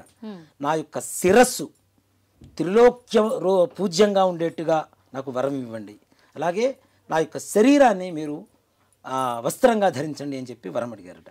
పరమేశ్వరుడు అలానే చెప్పాడు. ఈ నంది తన కొమ్ములతో ఆ యొక్క గజాసురుడి గర్భాన్ని చీరిస్తే లోపల ఉన్నటువంటి పరమేశ్వరుడు బయటకు వచ్చాడు. ఇప్పుడు విష్ణుమూర్తి చెప్పాడు, నాయన ఇష్టం వచ్చినటువంటి వాళ్ళందరికీ ఇట్లాంటి పిచ్చి పిచ్చి కోరికలు కోరుతూ ఉంటారు, అందరికీ వరాలు ఇచ్చుకుంటూ పోతే ఇలాంటి కష్టకాలాలు వస్తుంటాయి. అప్పుడు భస్మాసురుడు, ఇప్పుడేం గజాసురుడు, కాబట్టి జాగ్రత్తగా వరం ఇచ్చేటువంటి విషయంలో కూడా చాలా జాగ్రత్తగా ఆలోచించి ఇవ్వాలి అని చెప్తే అలానే అని చెప్పి ఎవరు లోకాలకి వారు బ్రహ్మాది దేవతలు విష్ణుమూర్తి అందరూ వాళ్ళ లోకాలకు వాళ్ళు వెళ్ళిపోయారు. తర్వాత పరమేశ్వరుని నంది వాహనం ఎక్కి చక్కగా కైలాసానికి ప్రయాణం ప్రారంభించారు. ఈ సమయంలో పార్వతీదేవికి పరమేశ్వరుడు వస్తున్నాడన్న సంగతి తెలుసుకున్నది. ఆనందంగా ఉండి చాలా రోజుల తర్వాత వస్తున్నారు. ఇప్పుడు ఆడవాళ్ళు ఏం చేస్తారు, ఎవరైనా భర్త ఎన్నో రోజుల నుంచి ఒక విదేశాల నుంచి వస్తున్నారంటే మంచి చక్కగా అందంగా అలంకరించుకొని ఆయనకి ప్రేమ కలిగేలాగా కనబడుతూ ఉంటారు కదా ఆనందంగా. అలాగే పార్వతీదేవి కూడా స్నానం చేద్దాము, అభ్యంగన స్నానం చేద్దాము అని చెప్పి ఒంటికి పెట్టుకున్నటువంటి ఆ నలుగు పిండి తీసి నలుగు పిండితో ఒక చక్కటి బొమ్మను తయారు చేసిందిట. ఆ బొమ్మను తయారు చేసిన తర్వాత ఆవిడకి చాలా అపురూపంగా కనపడింది, అందంగా కనపడింది. దీనికి ప్రాణం పోద్దాము అని చెప్పి ఆమె శక్తితో ప్రాణాన్ని పోసి ఆ యొక్క బాలుడు ఆ బొమ్మ ఏదైతే ఉందో ప్రాణం వచ్చింది కాబట్టి బాలుడు రూపంలో సింహద్వారం దగ్గర ఎవరూ లోపలికి రాకుండా చూడు అని చెప్పి కాపలాగా ఉంచేసింది. అంతటా ఆ పార్వతీదేవి స్నానానికి అలంకరించుకోవడానికి వెళ్ళింది. పరమేశ్వరుడు రానే వచ్చాడు. దిగి లోపలికి వెళ్తూ ఉంటే నువ్వెవరు లోపలికి వెళ్ళడానికి లేదు అని చెప్పాడు ఈ యొక్క బాలుడు. అరే ఈ కైలాసమే నాది నాయన, లోపల ఉన్నది నా భార్య, నేను ఎన్నో రోజుల తర్వాత గజాసుర గర్భ నుంచి బయటకు వచ్చాను, నా భార్యను కలవడానికి వెళ్తున్నాను అంటే లేదు వెళ్ళడానికి లేదు అని అక్కడే అడ్డగిస్తూ ఉంటే ఆయన చేతిలో ఉన్నటువంటి త్రిశూలంతో ఆ యొక్క తలవిని దునివేసి ఖండించేసి ఆ లోపలికి వెళ్ళారు. పార్వతీ పరమేశ్వరులు ఇద్దరు చక్కగా కూర్చొని మాట్లాడుకుంటూ ఉన్నారు ఆనందంగా. ఆ సమయంలో ఈ వాకిలి దగ్గర ఉన్నటువంటి బాలుడి సంగతి విషయం మాటల మధ్యలో వచ్చింది వీరికి. అరే నేను చాలా తప్పు చేశాను అని చెప్పి ఆ గజాసురుడి తల ఏదైతే తీసుకుని వచ్చాడో ఆ తలని ఈ యొక్క పిల్లవాడికి అంటించి ప్రాణశక్తిని ధారపోసాడు పరమేశ్వరుడు. అప్పటి నుంచి ఆయన గజాననుడు అయ్యాడు. ఆ బాలుడు కూడా అంటే గజరూపం కలిగినటువంటి ముఖం పెట్టుకున్నారు కాబట్టి గజాననుడు అయ్యాడు అప్పటి నుంచి. ఆ తదుపరి కొంతకాలానికి ఆ గజాననుడిని ప్రశాంతంగా మంచిగా చక్కగా ప్రేమగా చూసుకుంటున్నటువంటి పార్వతీ పరమేశ్వరుడికి సుబ్రహ్మణ్యేశ్వర స్వామి వారి జననం జరిగింది. ఇద్దరు పెద్దవాళ్ళు అవుతున్నారు. దేవతలు మునులు అందరూ వచ్చి విఘ్నాలకి ఎవరినైనా ఒకనైనా అధిపతిగా మాకు చేయండి, నియమించండి అని చెప్పి ప్రార్థిస్తూ ఉంటే పరమేశ్వరుడు ఒకటే మాట చెప్పాడు, వీరిద్దరిలో ఎవరైతే ముందుగా అన్ని నదులలో వెళ్ళి స్నానం చేసి నా దగ్గరకు వస్తారో వారికి విఘ్నాధిపత్యాన్ని ఇస్తాను అని చెప్పి ఆ యొక్క పరమేశ్వరుడు వీరిద్దరికి చెప్పగా సుబ్రహ్మణ్యేశ్వర స్వామి వారి వాహనం ఏమిటి, నెమలి. ఈయన వాహనం ఎలుక కదా, ఇది స్లోగా వెళ్తూ ఉంటుంది. నెమలి బర్బర్ మనం పరిగెడుతూ ఉంటుంది. సుబ్రహ్మణ్యేశ్వర స్వామి వారి నెమలి ఎక్కారు, వాహనం ఎక్కేసి అన్ని నదుల్లో స్నానం చేయడానికి ముందుగా వెళ్ళిపోయారు. ఆ గజానుడు మరుగుజ్జు రూపంలో బాగా పొద్దుగా ఉన్నారు కదా, ఆ తండ్రి దగ్గరికి వెళ్ళి అయ్యా అసలు నా మరుగుజ్జు రూపం అని మీకు తెలుసు, నా అసమర్థత తెలిసి కూడా ఇలాంటి పరీక్ష పెట్టారు అంటే ఇంక నేను ఏమనుకోవాలి, ఏదైనా తరుణోపాయం చెప్పండి అని చెప్పి ఆ పార్వతీ పరమేశ్వరులు ఇద్దరిని కూడా ప్రార్థించారు ఆ యొక్క గణాధి. అంతటా ఆ పరమేశ్వరుడు నాయన నారాయణ మంత్రాన్ని ఏదైతే అష్టాక్షరి ఓం నమో నారాయణాయ అనేటువంటి అష్టాక్షరి మంత్రం ఉంటుందో ఆ మంత్రాన్ని స్మరిస్తే చాలు నువ్వు ముల్లోకాల్లో స్నానం చేసినటువంటి అన్ని నదుల్లో స్నానం చేసినటువంటి పుణ్యఫలితం లభిస్తుందని చెప్పారు. అంతటా ఆ గజానుడు ఏం చేశాడు, నారాయణ మంత్రం చదువుకుంటూ ప్రత్యక్ష దైవాలైనటువంటి తల్లిదండ్రులకి ప్రదక్షిణ చేస్తూ ఉన్నారట. మనం చాలామంది అంటే కథగా కాకుండా నేను చెప్తున్నానమ్మా, చాలామంది వినాయకుడికి పూజ చేస్తున్నాం, అంత పత్రి తీసుకొస్తున్నాం, అన్ని లడ్లు నైవేద్యం పెడుతున్నాం, ఇన్ని మోదగాలను నివేదన పెడుతున్నాం, 9 రోజులు చేస్తున్నాం, భజనలు చేస్తున్నాం, పూజలు చేస్తున్నాం అని చెబుతున్నాం. వినాయక చవితి చెయ్యాలి అంటే చేస్తున్నాము అంటే వినాయకుడు ఏం చేశాడో అది మనలో నింపుకోవాలి. తల్లిదండ్రుల్ని దైవంగా చూశారు కాబట్టి మనం కూడా వినాయకుడిలాగా మారాలి. అదే వినాయకుడికి వ్రత కథ యొక్క పరమార్థం. అసలు మనం తల్లిదండ్రులను పూజించండి అని చెప్పడమే వినాయకుడు చెప్పినటువంటి పరమార్థం, ఈ కథలో ఉండేటువంటి పరమార్థం. కాబట్టి ఆ తల్లిదండ్రులకి ఇద్దరికి కూడా చక్కగా ప్రదక్షిణాలు చేస్తూ ఉన్న సమయంలో ఈ సుబ్రహ్మణ్యేశ్వర స్వామి వారు ఏ నది దగ్గరికి వెళ్తే స్నానానికి వెళ్తూ ఉంటారో గణపతి ముందుగానే ఆ నదిలో స్నానం చేసి ఆయనకి ఎదురుగా వస్తున్నారు. తల్లిదండ్రులకు ప్రదక్షిణ చేస్తున్నటువంటి ప్రభావం నారాయణ మంత్ర ప్రభావం చేత అంతటా సుబ్రహ్మణ్యేశ్వర స్వామి వారు అన్ని నదుల్లో స్నానం చేసి ఈ కైలాసానికి చేరుకునేసరికి గజానుడు అక్కడే ఉన్నాడు. అన్నీ కంప్లీట్ చేసి నాకంటే ముందు వచ్చారు కాబట్టి ఆయనకే ముందుగా ఈ విఘ్నాలకు అధిపతిగా ఆయనే చేయండి అని చెప్పారు. భాద్రపద శుద్ధ చవితి రోజున ఈ గజానుడికి విఘ్నాలకి అధిపతిగా చేసి ఆయనకి విఘ్నేశ్వరుడు అనేటువంటి నామకరణం చేశారు. అంతటా ప్రపంచం మొత్తానికి ఉండేటువంటి విఘ్నానికి అధిపతిగా ఉండేటువంటి విఘ్నేశ్వరుడికి ఆ రోజున అందరూ పూజ చేస్తారు కదా. కుడుములు, ఉండ్రాళ్ళు, లడ్డూలు, కొబ్బరి అలానే పండ్లు, ఫలాలు అనేక రకాలుగా నివేదనలు పెడితే ఆయన కడుపులో పట్టినన్ని పట్టించుకొని కొన్ని తన వాహనమైనటువంటి ఎరుకకి ఇచ్చి కొన్ని చేత ధరించి చక్కగా పట్టుకొని కైలాసానికి వచ్చారట. తల్లిదండ్రులు చూశారు. అదే రోజున ఇప్పుడు పట్టాభిషేకం చేసినప్పుడు తల్లిదండ్రులకు నమస్కారం చేయాలి కదా. కాబట్టి నమస్కారం చేద్దాము అని చెప్పి కిందకి ఇలా వంగుతూ ఉంటే పొట్ట కింద కనుక్కుంటేనేమో కాళ్ళు పైకి వెళ్తున్నాయి, కాళ్ళు కింద పెడితేనేమో పొట్ట అందటం లేదు. సో అంత భారీ విగ్రహం కావడం చేత వినాయకుడు అలా కష్టపడుతున్నటువంటి ప్రయాసపడుతున్నటువంటి సమయంలో ఆకాశంలో ఉన్నటువంటి చంద్రుడు, ఆకాశం కూడా కాదు ఓ మాట చెప్పాలంటే సాక్షాత్ పరమేశ్వరుడికి నెలవంక శిరస్సులో ఉంటుంది కాబట్టి ఆయన శిరస్సు ఉన్నటువంటి ఆ నెలవంక చంద్రుడు చూసి ఈ వినాయకుడిని చూసి నవ్వేట. ఇప్పుడు మనిషికి మన దృష్టి దోషాలు అని చెప్పి చూస్తూ ఉంటాం. ఇప్పటిది కాదు, దేవతలకు కూడా తప్పలేదు, మనుషులకే కాదు దేవతలకు కూడా తప్పలేదు. అంటే కన్ను పడితే దృష్టి పడితే ఏదైనా సరే, నరుడు దృష్టి పడితే నలరాయన నుగ్గైపోతుంది అంటాం కదా. అలాగే చంద్ర దృష్టికి ఆయన పొట్ట పగిలి ఆయన పొట్టలో ఉన్నటువంటి కుడుములు, ఉండ్రాళ్ళు, పండ్లు, ఫలాలు, ఈ కొబ్బరి ఇవన్నీ కూడా ఆ ప్రదేశం అంతా కూడా డొర్లుతూ ఉన్నాయట. ఇది చూసినటువంటి పార్వతీదేవికి చాలా కోపం వచ్చింది. అరే నా కుమారుని చూసి నువ్వు నవ్వుతావా అని చెప్పి, నిన్ను ఎవరైతే చూస్తారో వాళ్ళు నీలాప నిందలకు గురవుతారు అని చెప్పి పార్వతీదేవి శాపం ఇచ్చింది. ఈ సమయంలో సప్త మహర్షులు యాగం చేస్తూ ఉన్నారు. యాగం చేస్తూ ఉంటే అగ్నిదేవుడికి సప్త మహర్షుల భార్యల మీద కోరిక కలిగింది. ఆ సంగతి అరుంధతి తెలుసుకున్నది. తెలుసుకొని ఆమె రూపం తప్పించి మిగిలిన 6 పత్నుల రూపం అంతా కూడా ఆవిడే అవతరించి వాళ్ళందరికీ కూడాను, వాళ్ళందరూ ఇక్కడే ఉన్నారు, ఋషిపత్నులు మాత్రం ఋషులతో ఉన్నారు. కానీ ఒక అగ్నిదేవుడితో ఉండేటువంటి ఈ 6 మాత్రం ఋషిపత్నుల రూపంలో అరుంధతీదేవి మాత్రమే ఆ రూపాన్ని అక్కడ కలుగజేసింది, మాయా రూపంలో. ఇది చూసినటువంటి ఋషులందరూ కూడాను మా భార్యలే ఆయన దగ్గర ఇలా ఉన్నారు అని చెప్పి చాలా ఎడబాటు చేసుకున్నారు ఇద్దరు కూడా, భార్యాభర్తలంతా, ఋషిపత్నులందరూ కూడా. ఈ సమయంలో అరుంధతి వచ్చి వాళ్ళెవరూ కూడా నిజమైన రూపాలు కాదు, నా మాయ వల్ల కలిగినటువంటిది అని చెప్పి వారికి చెప్పిన తర్వాత వారికి ఈ శాపం ఉపశమనం కలిగింది.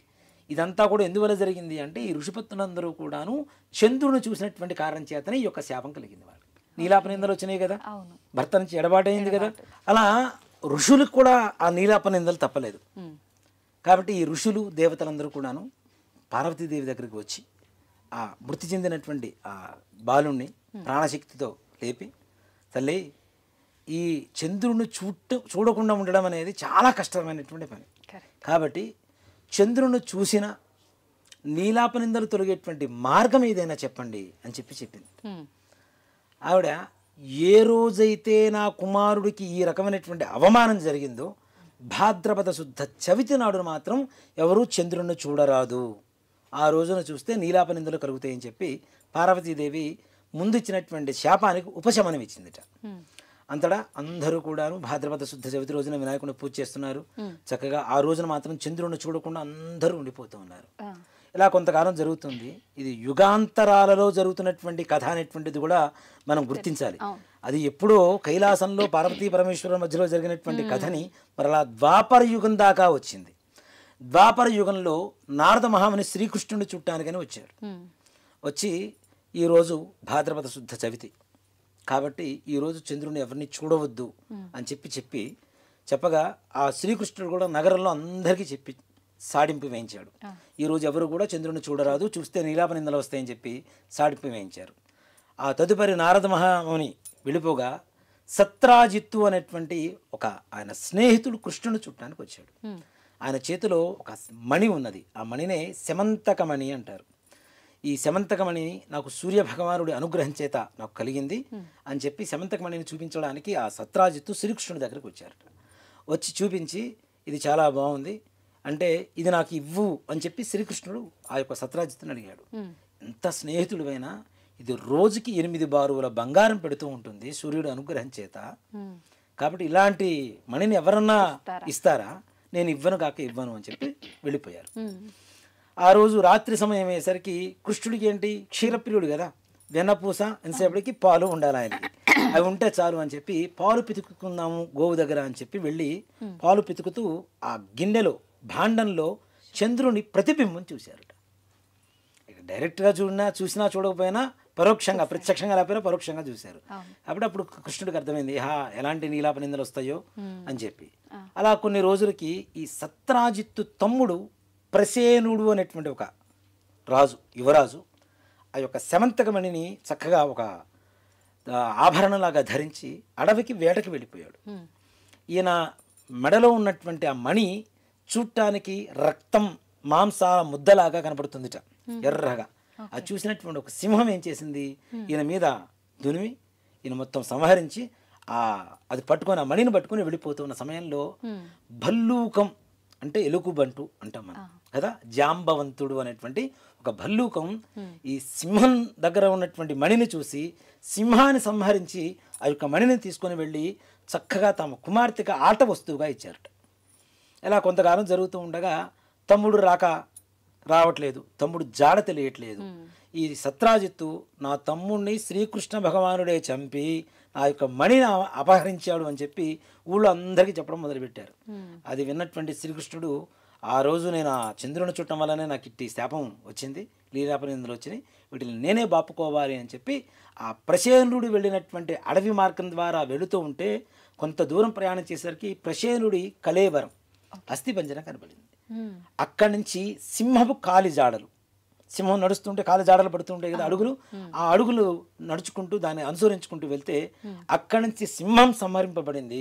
అక్కడి నుంచి భల్లూకం ఎలుగుబంటూ ఈ కాలు జాడలు కనబడేట, వాటిని కూడా అనుసరించుకుంటూ వెళ్ళిపోతే ఒక గుహ కనపడింది. ఆ గుహ లోపలికి వెళ్ళిన తర్వాత ఒక అమ్మాయి దగ్గర ఈ యొక్క శమంతకమణి కనబడింది. అది తీసుకుందామని చెప్పి దగ్గరికి వెళ్తూ ఉంటే అమ్మాయి గట్టిగా అరిచేసరికి లోపల ఉన్నటువంటి జాంబవంతుడు వచ్చి యుద్ధాన్ని చేస్తూ ఉన్నారట. ఇద్దరు యుద్ధం చేస్తున్నారు. ఇలా 28 రోజుల పాటు యుద్ధం జరిగింది. ఇలా కృష్ణుడి మీద పడి యుద్ధాన్ని చేస్తూ ఉన్నారట జాంబవంతుడు. ఇలా 28 రోజుల పాటు యుద్ధం జరిగింది. ఈ యుద్ధంలో జాంబవంతుడు మొత్తం క్షీణహీనుడైపోయాడు, ఉన్న బలమంతా కూడా తగ్గిపోయింది. అప్పుడు ఈ యొక్క జాంబవంతుడికి కనిపించింది, నాయనా నువ్వు ఎవరో కాదు, నా శ్రీరామచంద్రమూర్తివే. త్రేతాయుగంలో నా మీద ఉన్నటువంటి ప్రేమ వాత్సల్యాలతో ఏదైనా ఒక వరం కోరుకో అంటే నీతో ద్వంద్వ యుద్ధం చేయాలని చెప్పి అప్పట్లో వరం కోరుకున్నాను. అది కాలక్రమేపీ జరుగుతుందని చెప్పి మీరు అప్పుడు వరం ఇచ్చారు. ఇన్ని రోజులు యుద్ధం చేశాను అంటే మీరు సాక్షాత్ నా శ్రీరామచంద్రమూర్తి అని చెప్పి నేను ఎరింగితిని, కాబట్టి నన్ను రక్షించు నాథ అని చెప్పి ప్రార్థిస్తే ఆ యొక్క ప్రేమతో ఆ శ్రీకృష్ణ భగవానుడు ఆయన యొక్క శరీరానంతా కూడా అలా నిమిరారట. ఆయనకు ఉండేటువంటి గాయాలన్నీ కూడా తగ్గిపోయి మరలా శక్తివంతుడయ్యాడు. అప్పుడు జాంబవంతుడు ఎందుకోసం వచ్చారు ఏమిటి అంటే ఇలా జరిగింది అని చెప్పి ఆ వృత్తాంతం అంతా కూడా చెప్పిన తర్వాత ఆ యొక్క శమంతకమణినే కాకుండా ఆయన కుమార్తె అయినటువంటి జాంబవతిని కూడా ఆయనకి ఇచ్చి పంపించి వేశారు. తర్వాత సత్రాజిత్ దగ్గరికి వెళ్ళి ఆయన నేను ఇలా అపహరించలేదు, జరిగిందంతా ఇది, ఈ ప్రసేనుడు ఇలా అయ్యాడు, ఇక్కడి నుంచి దొరికింది ఈ శమంతకమణి ఇదిగో తీసుకొని చెప్పి ఆయన చేతికి ఇస్తూ ఉంటే ఆ యొక్క సత్రాజిత్తు నేను చాలా పొరపడ్డాను, నీ మీద నీలాప నిందలు వేశాను, నన్ను క్షమించండి అని చెప్పి ఆయన కుమార్తె అయినటువంటి సత్యభామతో సహా మణితో సహా ఆయనకిచ్చి వివాహం చేశారుట. అంతటా ఆ శ్రీకృష్ణుడు ఉన్నటువంటి నీలాప నిందలన్నీ కూడా బాపుకున్నారు. ఈ మహర్షులు దేవతలందరూ కూడా మరలా ఆయన దగ్గరికి వెళ్ళి శ్రీకృష్ణుడి దగ్గరికి నువ్వు అన్నీ తెలిసిన వాడివి కాబట్టి నువ్వు ఈ నీలాప నిందలు నియంత్రణ నువ్వు బాపుకున్నావు. కానీ మేమేం చేయాలి? సర్వసాధారణంగా ఉండేటువంటి వాళ్ళం, నీ అంత శక్తి మాకు లేదు, నువ్వు సాక్షాత్ శ్రీమన్నారాయణుడివి కాబట్టి మాకు కూడా ఏదైనా ఉపశమనం చెప్పండి అంటే, ఎవరైతే భాద్రపద శుద్ధ చవితి రోజున వినాయకుడికి పూజ చేసి ఈ శమంతకమణి అనేటువంటి కథని చదువుకొని అక్షతులు గణపతి దగ్గర వేసి ఆ అక్షతులు శిరస్సును దారుస్తారో వారికి చంద్రుడు చూసినటువంటి దోషం కానీ నీలాపనిందలు కానీ కలుగుగాక అని చెప్పి వరాన్ని ఇచ్చారుట ఆ యొక్క శ్రీకృష్ణ భగవానుడు.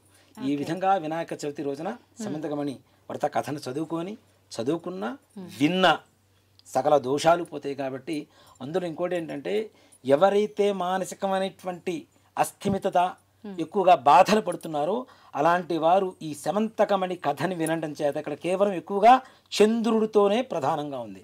చంద్రుడు ఏమి ఇస్తాడు? మనకి మనశ్శాంతినిస్తాడు. చంద్రమా మనసే జాత అని శాస్త్రం చెప్తోంది.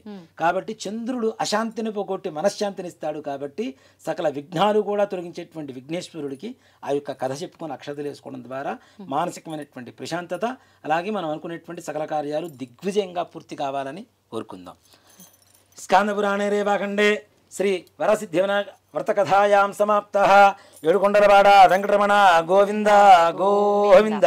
జయ బోలో గజానన్ మహారాజు కీ జై. హర నమః పార్వతీపతయే హర హర మహాదేవ హర. శ్రీ వరసిద్ధి వినాయక స్వామినే నమో నమః. అందరూ అక్షతలు వేయండి. అక్కడ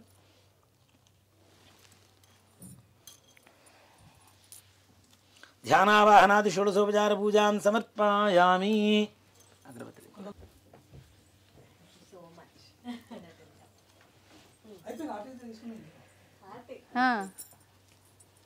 పైన వద్దు, పాదాల మీద ఆయన ఎత్తి చేయబెట్టకూడదు కదా. అయిపోయిందా శ్రీకాంత్? వనస్పత్యుర్హృదయనానాగంధైస్కృతమాగ్రహేస్ప్రవదేవానాం ధూపోయం ప్రతిష్ఠ్యతాం. శ్రీ వరసిద్ధి వినాయక స్వామినే నమో నమః. ధూపమాఘ్రాపయామి. దీపారాధన నమస్కారం చేసుకోండమ్మా. సాధ్యం త్రివృత్తి సంయుక్తం వన్నినా యోచితం ప్రియం గృహాణమంగళం దీపం త్రైలోక్యం దివ్రావః భక్త్యాదీం పరిత్యామ దేవాయ పరమాత్మనే త్రాహి మాన్ఘోరా దివ్య జ్యోతిర్నమోస్తుతే. సాక్షాత్ ప్రత్యక్ష దీపం దర్శయామి. కొద్దిగా నీడు అక్కడ చూపించేసి ప్లేట్లు వదిలిపెట్టేసాడు అమ్మా. ధూపదీపాంతరం శుద్ధ ఆచమనీయం సమర్పయామి. నైవేద్యం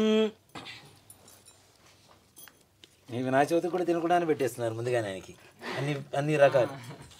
ముందు పెడతా గుర్తుంటుంది. వినాయక చవితికి ఆయన ఖాళీ ఉండాలి కడుపు, అలాంటిది ఖాళీ లేకుండా చేసేసారు పాపం ఆయనకి.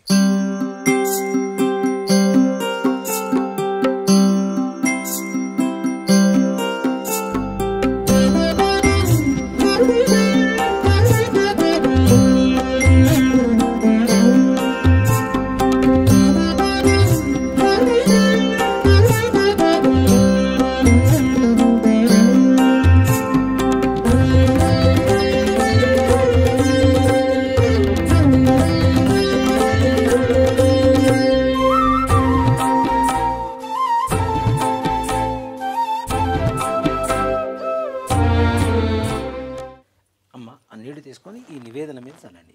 ఓం భూర్భువస్సువః ఓం తత్సవితుర్వరేణ్యం భర్గో దేవస్య ధీమహి ధియో యో నః ప్రచోదయాత్. ఇలా చుట్టూ తిప్పండి. సత్యం వర్త్యేన పరిహింత్యామి అమృతమస్తోమృతోపస్తరమసి. శ్రీ వరసిద్ధి వినాయక స్వామినే నమః.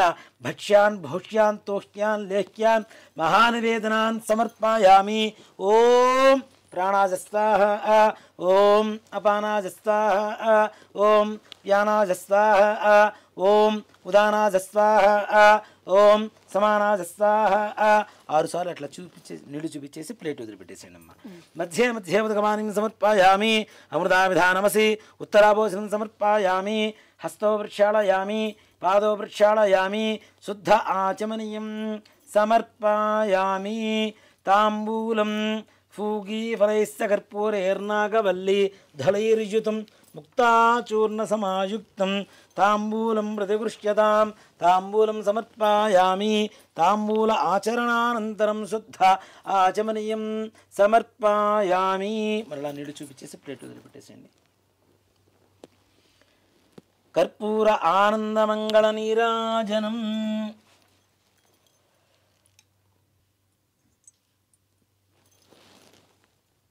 ఓం ఓం సంరాజించ విరాజించాభిశ్రీర్యాజనో గృహే లక్ష్మీరాష్ట్రస్తయా ముఖే తయామా సకందృజామసి హిరణ్యపాత్రం మధా పూర్ణం దధాతి మధవ్యో సానీతి ఏకదా బ్రహ్మణ ఉపహరతి ఏకదైవ యజమాన ఆజస్తేజో దధాతి కర్పూర ఆనందమంగళ నీరాజనం దర్శయామి. నీళ్లు అలా చూపించేసి ప్లేట్ వదిలిపెట్టేసేయండి. నీరాజనానంతరం శుద్ధ ఆచమనీయం సమర్పయామి నమస్కరోమి. జై శ్రీమద్ రమణ గోవింద. దివ్య సువర్ణ మంత్ర పుష్పాంజలిం సమర్పయామి. విశ్వేశాయ నమో నమః.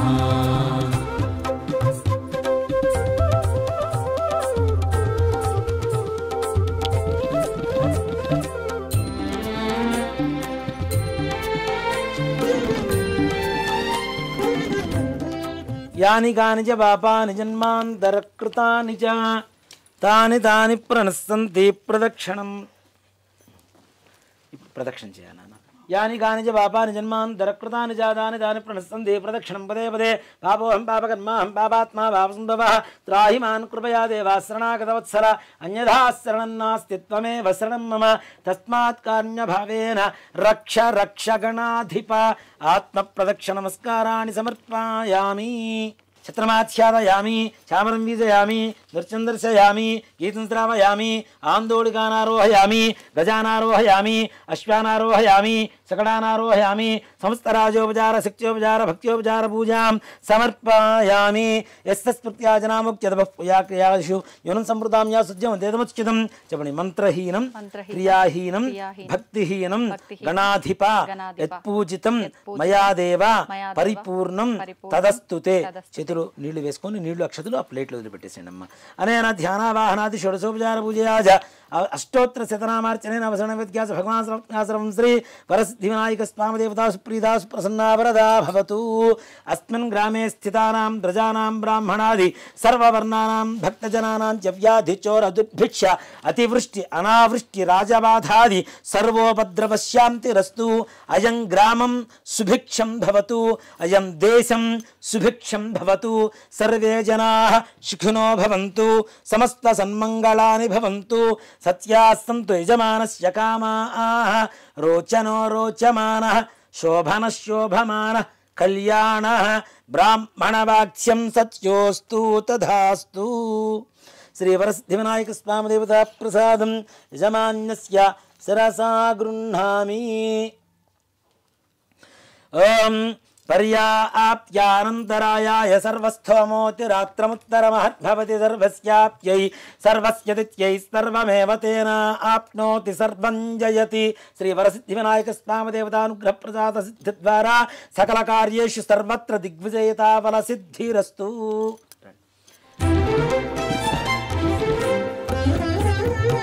అనంత విభవాయైవ పరేషాం పరరూపిణి.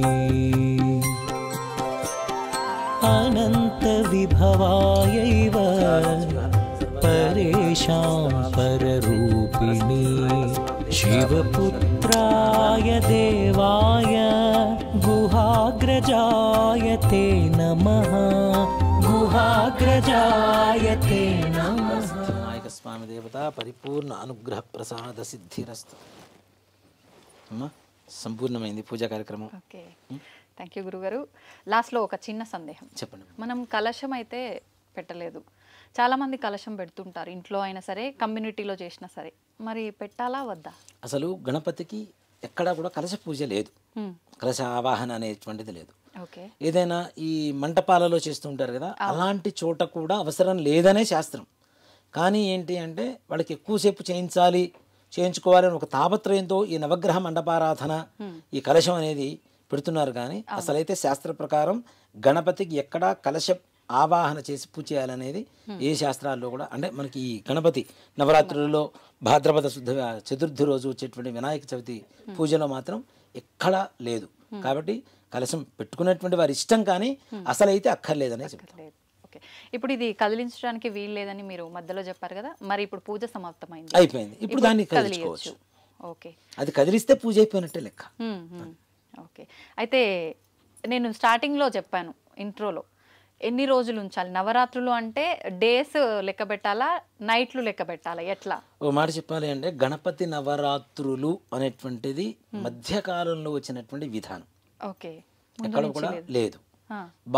లాల్ బహదూర్ శాస్త్రి గారు ఢిల్లీలో ప్రారంభించారు ఈ గణపతి నవరాత్రులు. గణపతి నవరాత్రులు అనేటువంటిది ఎక్కడా కూడా సశాస్త్రమైనటువంటి ఇదైతే కాదు. గణపతి పూజ చేయమని చెప్పారు. 9 రాత్రులు ఉంటే గణపతి రాత్రులు అవుతాయి, నవరాత్రులు. కాబట్టి గణపతి నవరాత్రులు చేయడం అనేది ఒక ఆనవాయితీగా చేస్తున్నాం కాబట్టి దాంట్లో తప్పు లేదు. మన హిందూ ధర్మం ఇంకాస్త ఉద్భవం పునరుద్ధరణ జరుగుతుంది కాబట్టి నవరాత్రులు అంటే 9 రాత్రులు కావాలి. 10వ రోజు పొద్దున ఏదైతే ఉంటుందో ఆ రోజున ఉద్వాసన చెప్పాలి. అది కూడాను మంగళవారం శుక్రవారం కాకుండా ఉంటేనే, మంగళవారం శుక్రవారం అయితే 10 రాత్రులైనా పూజ చేసి 11వ రోజు పొద్దున తీయవచ్చు. ఇంట్లో పూజ చేసుకుంటాం. మరుసటి రోజు పొద్దునే శుక్రవారం కానీ మంగళవారం కానీ వచ్చింది, కానీ ఆ రోజున తీయకుండా 3వ రోజు తీసుకోవచ్చు. దాంట్లో ఏమాత్రం కూడా అభ్యంతరం లేదు. సంతోషం గురుగారు, చాలా చక్కగా జరిపించారు పూజ. అందరికీ అర్థమయ్యే రకంగా చక్కగా కథ కూడా వివరించారు, పూజా విధానం కూడా చక్కగా వివరించారు, చేశారు. ధన్యవాదాలు గురుగారు. శ్రీమాత్రే నమః. శ్రీ గురుభ్యో నమః. చూసారు కదండి పూజ అయితే ఏ రకంగా జరిగిందో. మీరందరూ కూడా ఎటువంటి సందేహం లేకుండా, నాకు తెలిసినంత వరకు నాకున్న సందేహాలు మీలో కొంతమంది కూడా ఉన్నాయని అనుకుంటున్నాను. ఆ సందేహాలు కొంతవరకు నివృత్తి అయ్యాయని అనుకుంటున్నాను. మీరందరూ చక్కగా ఈ వీడియో ఆన్ చేసి పెట్టుకొని ఎవరికి వాళ్ళు పూజ చేసుకోవచ్చు. అందరికీ మరొకసారి వినాయక చవితి శుభాకాంక్షలు.